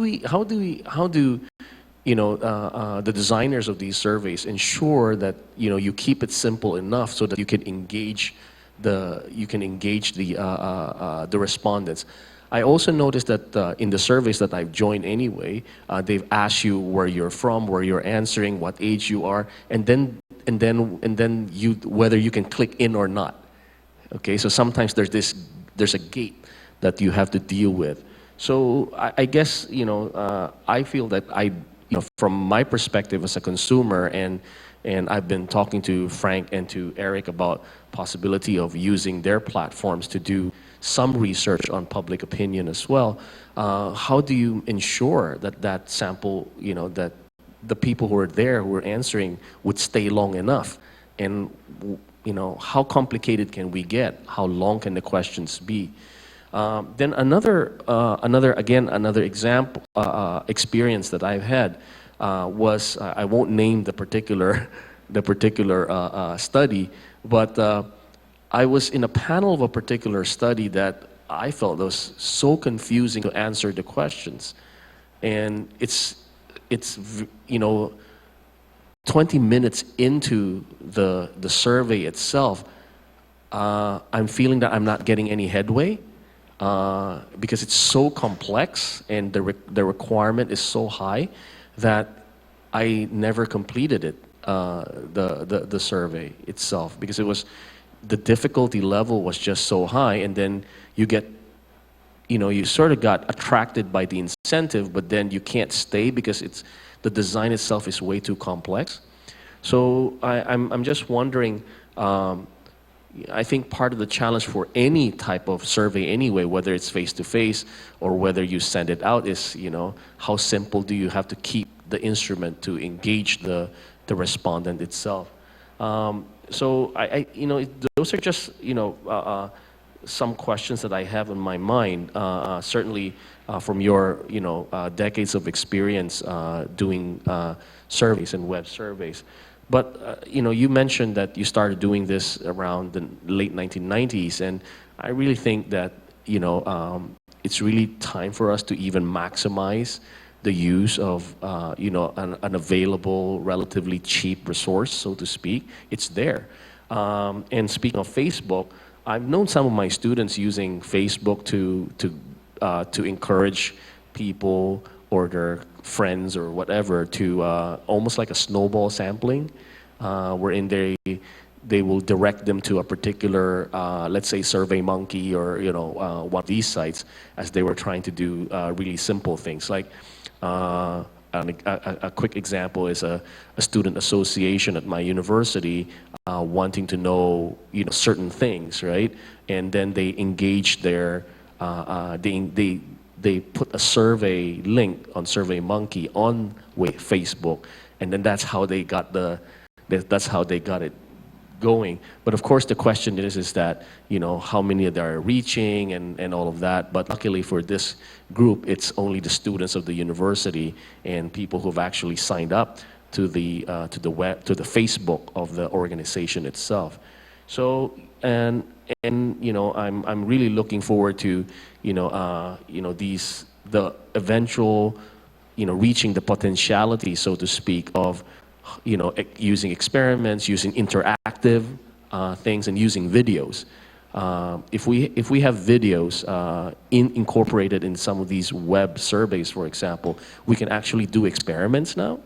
For example, in research as in foreign policy decision-making research, wherein do we use force, do we use force, what kind of visual, if you're given a particular visual as far as the news report is concerned, body bags coming back home from Iraq or the Middle East from our military involvement by the United States, as opposed to another way of reporting it, we can actually use that. So I'm really, again, want to hear your thoughts about what the progress of that side is, of incorporating visuals and interactive interaction with the respondents. And just lastly, I think some of the issues that we face also is not the fault of the organization of the people designing the surveys, but it has something to do also with technology itself, right? In order to do that, to ensure that participation rate, concentration, staying on, also deals with the hardware that the respondents have, what their access to faster internet, what type of platform are we using.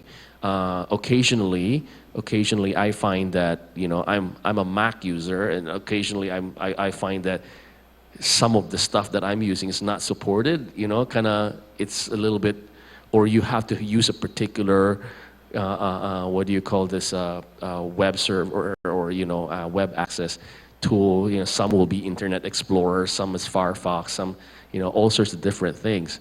I can say, for example, that here at National San Yat-sen, when I first moved over here, I noticed that much of the platform is in Internet Explorer, and I don't like it. So, and I find it quite difficult to interact myself. So how do we deal with that? And does it increase the cost when you have to write it in multiple platforms?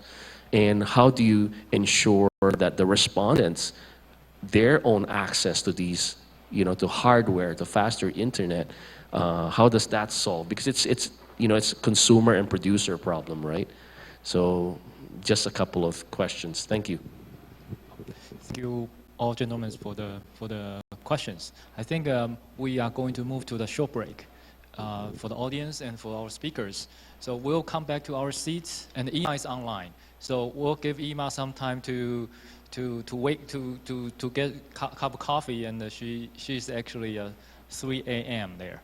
So I'm going to wake her up, and everybody take a coffee break. We'll come back in 10 minutes, about 11:05, It's a 5 minutes, a little bit later, but I think we'll come back in 10 minutes and with a fresh mind, and we'll continue our conversation. Well, thank you all for this morning section so far. Thank you.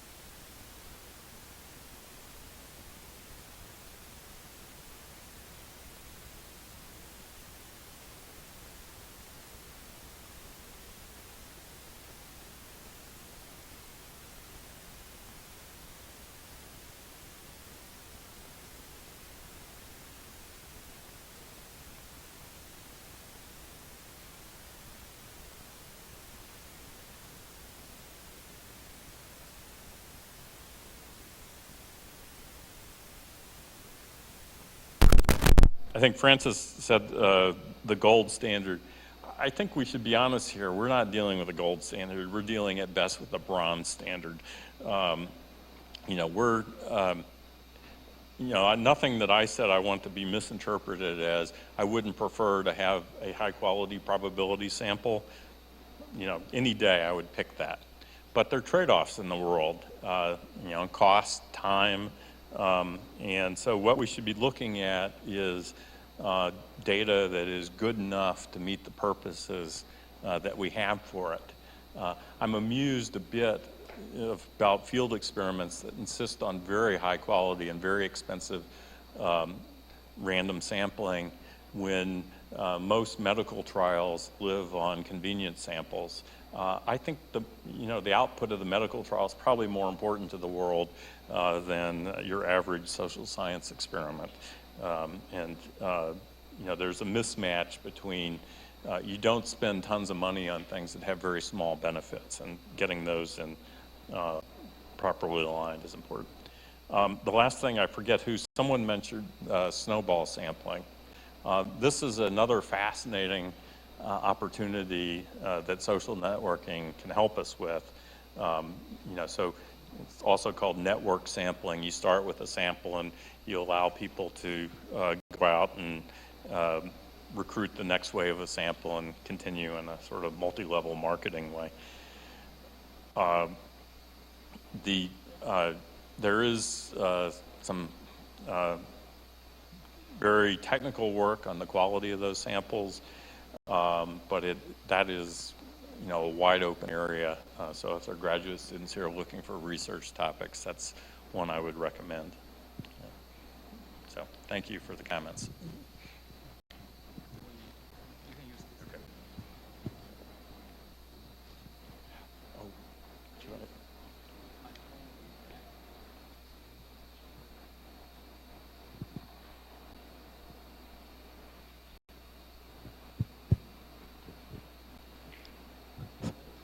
Does it work?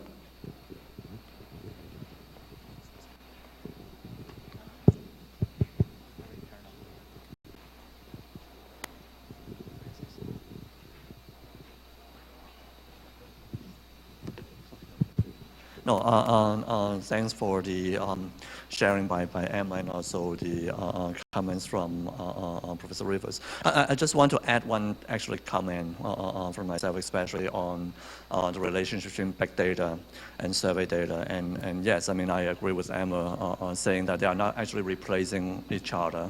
I really hope that they can be used together, because for me, especially from a communication research perspective, big data really means two somewhat different things to me. Sometimes, some big data research in the field of journalism and communication work like just extremely large-scale automated kind of content analysis. That, communication researchers have always been doing content analysis of newspapers, television news, etc. It's just right now you can't do it manually, when it deals with, Facebook content, Twitter content, whatever content online, right? So that is really, one type of big data analysis, which to me, would really replace content analysis or kind of a conventional content analysis. Second thing, of course, is that it's not so much about treating the online thing as content, but as traces of human behavior, human actions. So they're really dealing with, how humans behave or act or interact online.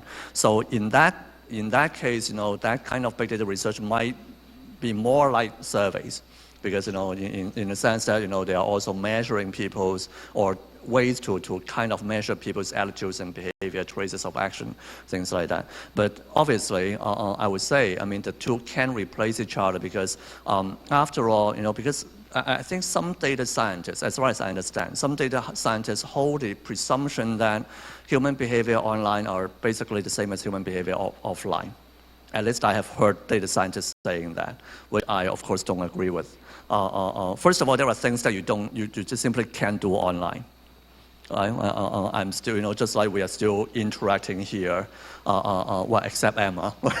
We are kind of, talking on it, but also, really, here where we are having a face-to-face meeting. So there are a lot of behavior, a lot of actions that simply don't exist online, first of all. And secondly, there are just two different contexts. I think one point from Professor Rivers' presentation is very interesting. That is, people say more radical things or express more extreme attitudes online. Okay, if we think about it, which is more real? Okay, is the real attitude the more extreme one? Or is it the more moderate one expressed through survey? Now, for me, I would say maybe the question is not exactly which one is more real. They are just behavior under different contexts, right? Quite naturally, when I have to talk to someone, have to express my views in front of someone, I might be more polite. I might be more concerned with, how the other people look at me and things like that. So I tend to unintentionally, unconsciously tend to become moderate a little bit. Whereas, if I speak online, with no one, at least reading my comments immediately, then I might kind of, express myself in a different way. It's not so much which one is real, but just behaving differently under different contexts. So I guess, the big data is really very, very important in capturing human behavior, but in a specific type of context.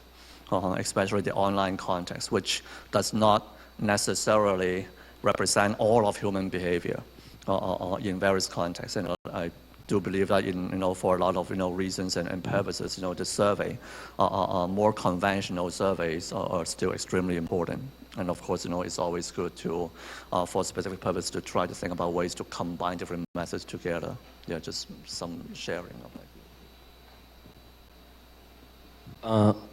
Thanks to Francis and Doug and Emma for to just keep the conversation going on some of this. I just want to pick up on what Francis says about when people go on the web and what type of behavior. I just kind of noticed that, for example, when you follow, when you read the news and when the online version of the news allows you to leave comments, some of those comments can be, really quite nasty. And mainly because you're not seeing another person and you're not seeing the reaction. In your presentation, Doug, you mentioned this idea of social desirability, right? So, I guess the same question when we ask people, did you vote and did you not vote, in person as opposed to some other way that creates that effect. There's one thing that I want to pick up on, Doug, what you mentioned about the 21st century and the 20th century, the idea that in the 21st century we have this massive data, not necessarily designed at all, but then you also mentioned you're being humble and you've done a wonderful job in this surveys that in introducing this idea of web surveys and stuff like that. But you also said that at least we're working towards data good enough for the purposes we want. Now, I guess my question is that while web survey and big data can be complementary and they're not really fighting against each other, again, the question for me is, when we have this lots of data out there and many of them feel more like the word that you said, data exhaust, kind of that. For a researcher, from a researcher perspective, you're smacked with all these numbers and all this stuff, and you're trying to make sense of it. And I guess as a researcher, are we in a situation wherein, it's like we're looking for a needle in a haystack? And how do we guide ourselves in looking at, so these bunch of correlations out there? How do we make sense of that much stuff? And what kind of meaningful things do we get out of the volume of data? And then I was talking to Eric just before we got up the stage as well, is that maybe this is taking a little bit out of what we're saying, but what if we found something that is politically incorrect in those data? Like some relationship are politically incorrect. What do we do with that? And I know because when we do web survey, we probably are much more conscious of how we're designing it and what we're looking for, and as you said, data good enough for our purpose, fit for purpose. But the data exhaust itself is not fit for purpose. It's just there. Is it?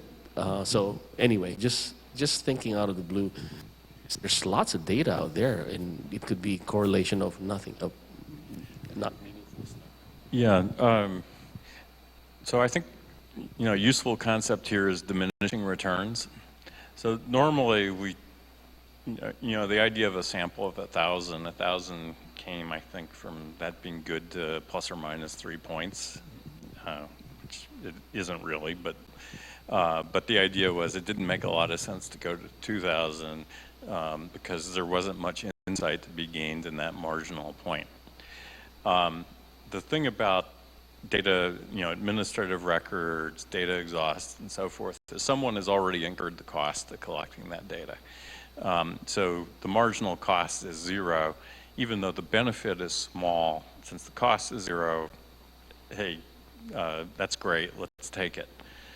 I think, the problem is that people assume that large quantities of data are in and of themselves solve problems. And the nature of the data that makes it so big can sometimes cause problems. That is, there are obvious problems and so forth. That,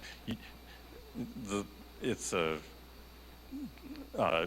chimeric to think that we're going to have automatic data analysis methods applied to data that was collected without any kind of design, and then that's suddenly going to answer our questions. It's going to give a lot of wrong answers, but that's why there's still a role for us in this world, that we can figure out how to analyze it correctly and figure out what those biases are.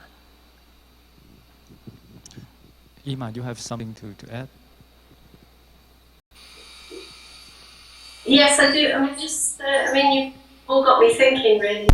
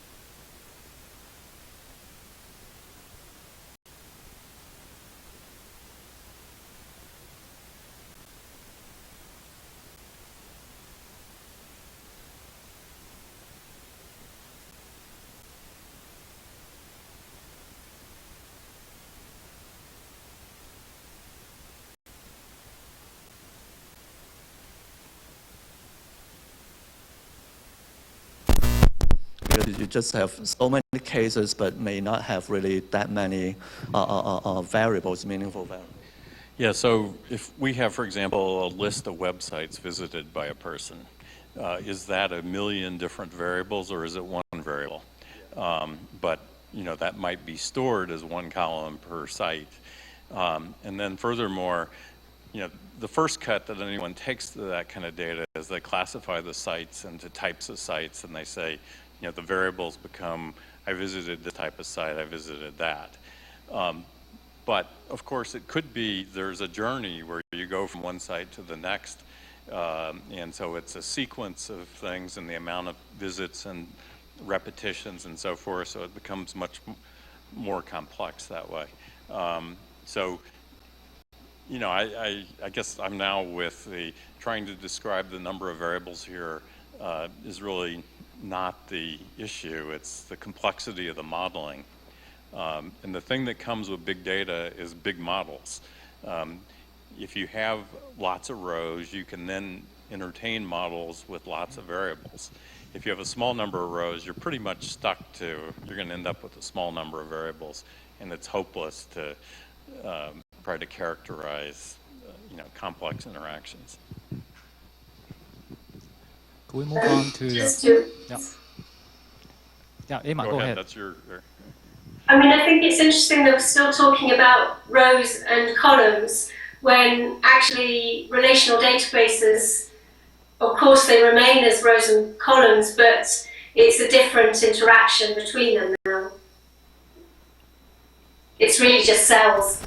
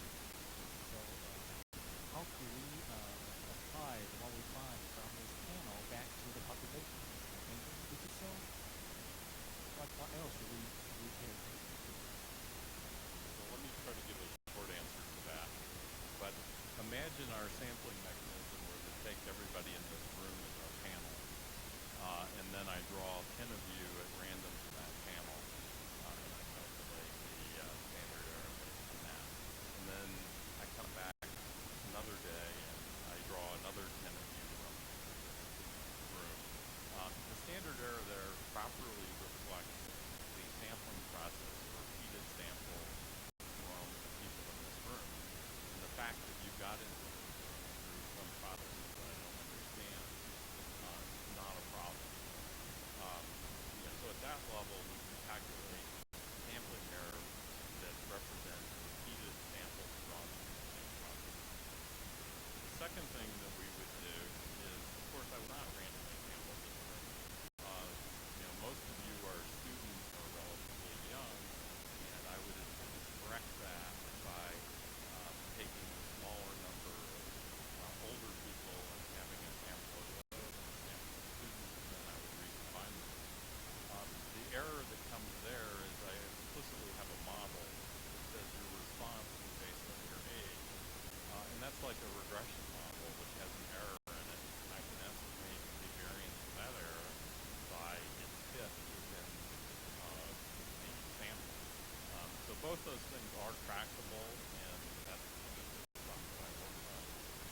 Probably would have put everyone to sleep if I talked about this. Just one more question coming in, and I think because of time, I will combine this question with my question. And I will cast the ball back to you, and you respond my questions with your own question. So, 2 minutes, everybody here. So here is comes the question. Do we, in the language of social science or healthcare, when should we use small data, and when should we go big data? This is the question that probably about the timing or the purpose of using data. Should we go straight to the big data, or should we stay comfortably with small? And my question following this is, so far we've discussed all the discussion about accuracy. How do we achieve accuracy in prediction? Should the survey be something else? If we use survey as a storyteller, and if storyteller want to use survey data, what could we contribute? What could we go besides the prediction as the purpose of the industry? Could we do something else? I think that's the broader picture about the survey, not only for the prediction, and definitely that we pursue accuracy. The thick data, I think Emma probably will echo to this. The thick data, we also want to hear about storytelling stuff that we can connect to survey. So this is my question, probably not, but this is common. So I think that we just take turns and 2 minutes, and this is conclusion and thoughts, and we will close this time. 2 minutes is going to be tough on those questions, but I will do it. So the big data, small data thing reminds me of old debates about qualitative versus quantitative. Like you have to pick one or the other. You pick things that are helpful for answering the questions that you have. So if I'm asking, is it going to rain this afternoon, I'll probably look up at the sky, which I would call very small data, one data point. But if I wanted to answer a question about global warming, I probably wouldn't do it by taking a single observation. It's cold this morning, there must not be any global warming. So like anything, we should have an open mind and try to utilize all the data that's available, and different types of data are going to be better at answering particular questions. In terms of the prediction thing,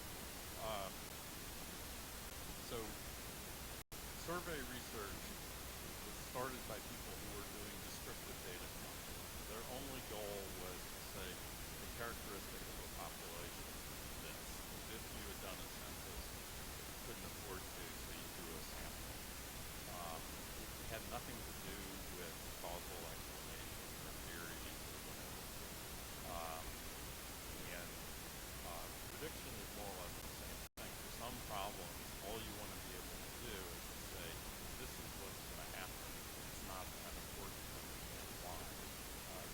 difference is as a social science user, a survey, big data, and so forth, I'm usually not interested in pure description or pure prediction. I'm interested in explanation. But it's hard to do explanation if you can't get the descriptive part right, or your models don't predict at all. It's sort of, those are table stakes before you do explanation.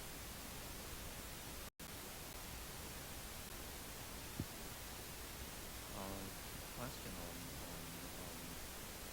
prediction versus description. I think for me, the idea is that both are basically the different research objectives, and especially if we are talking about tech data or tech description, that's how to basically make things meaningful. Is how to especially for a person like me coming from a journalism school. I mean, data journalism. When talk about data journalism, is really about you have the data, but then how can you tell meaningful stories based on the data?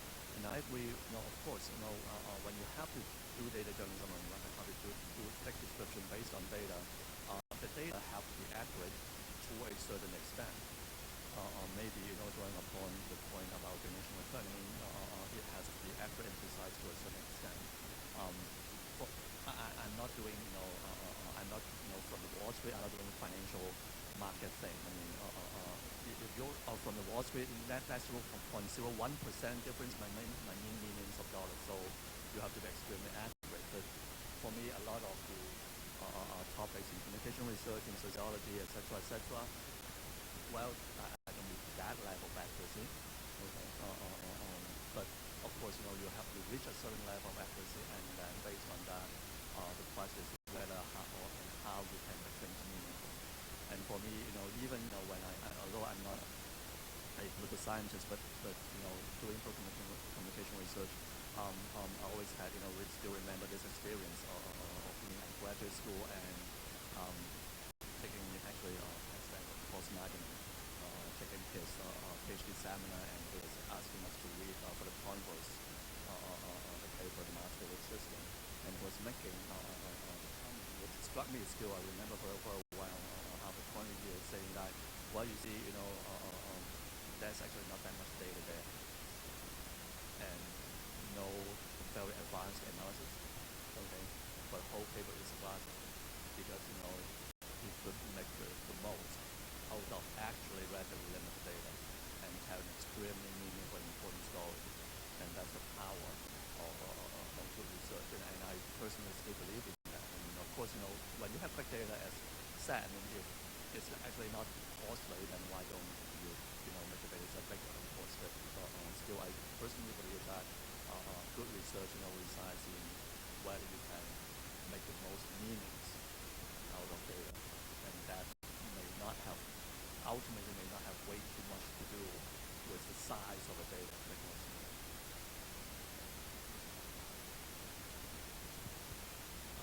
Just a few points just to pick up. I don't really have much more to add.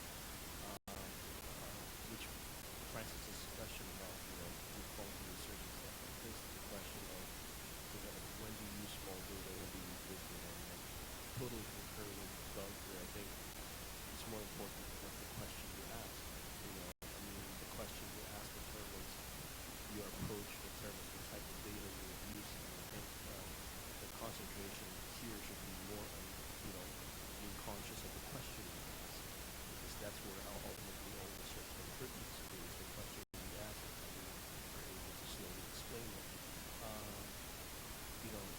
So I guess from a more on a research perspective rather than a producer perspective of using data produced by others, I guess it's just to hearken and give a sort of a reminder to users that we do have to be conscious of the initial questions or the concerns that the original collector of the data,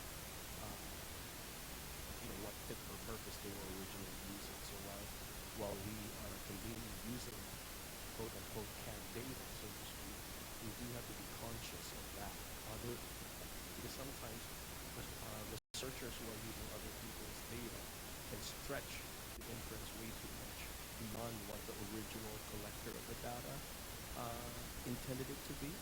And I think that's something that as researchers we have to be conscious of. Certainly from my perspective, as more of a user, consumer, rather than a producer in that sense. So that's all I have to say. Emma, please. Yes, please.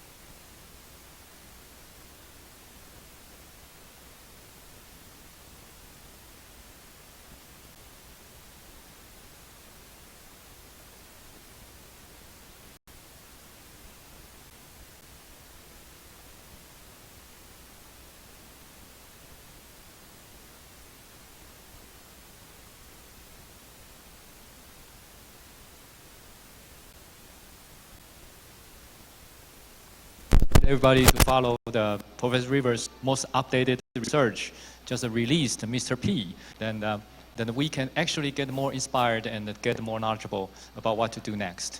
Well, thank you everybody for this morning's participation, and we look forward the more demonstration of how researchers done with their data this afternoon. Well, let me join me to thank the Emma for sacrificing, contribute her night with us. Thank you. Thank you so much. Then we'll give the microphone to our secretary, and 我们会做大会的行政报告，请大家配合，谢谢。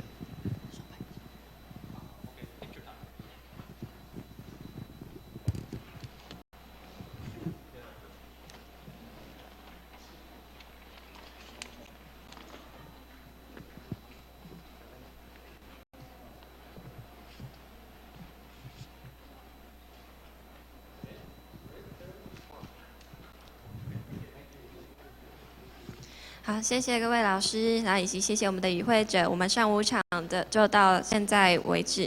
那现在我们要进行我们的午餐时间。我们的用餐教室是在光中厅的楼下1楼，为大家准备了便当跟茶水。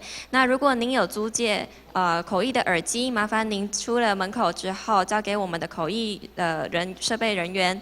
那若是您需要盖活动证明章要进行签退的话，也请到1楼的签到台去进行签名。那我们的下午场会在1点半的时候准时开始，请大家在1点20分开始准备入场，谢谢大家。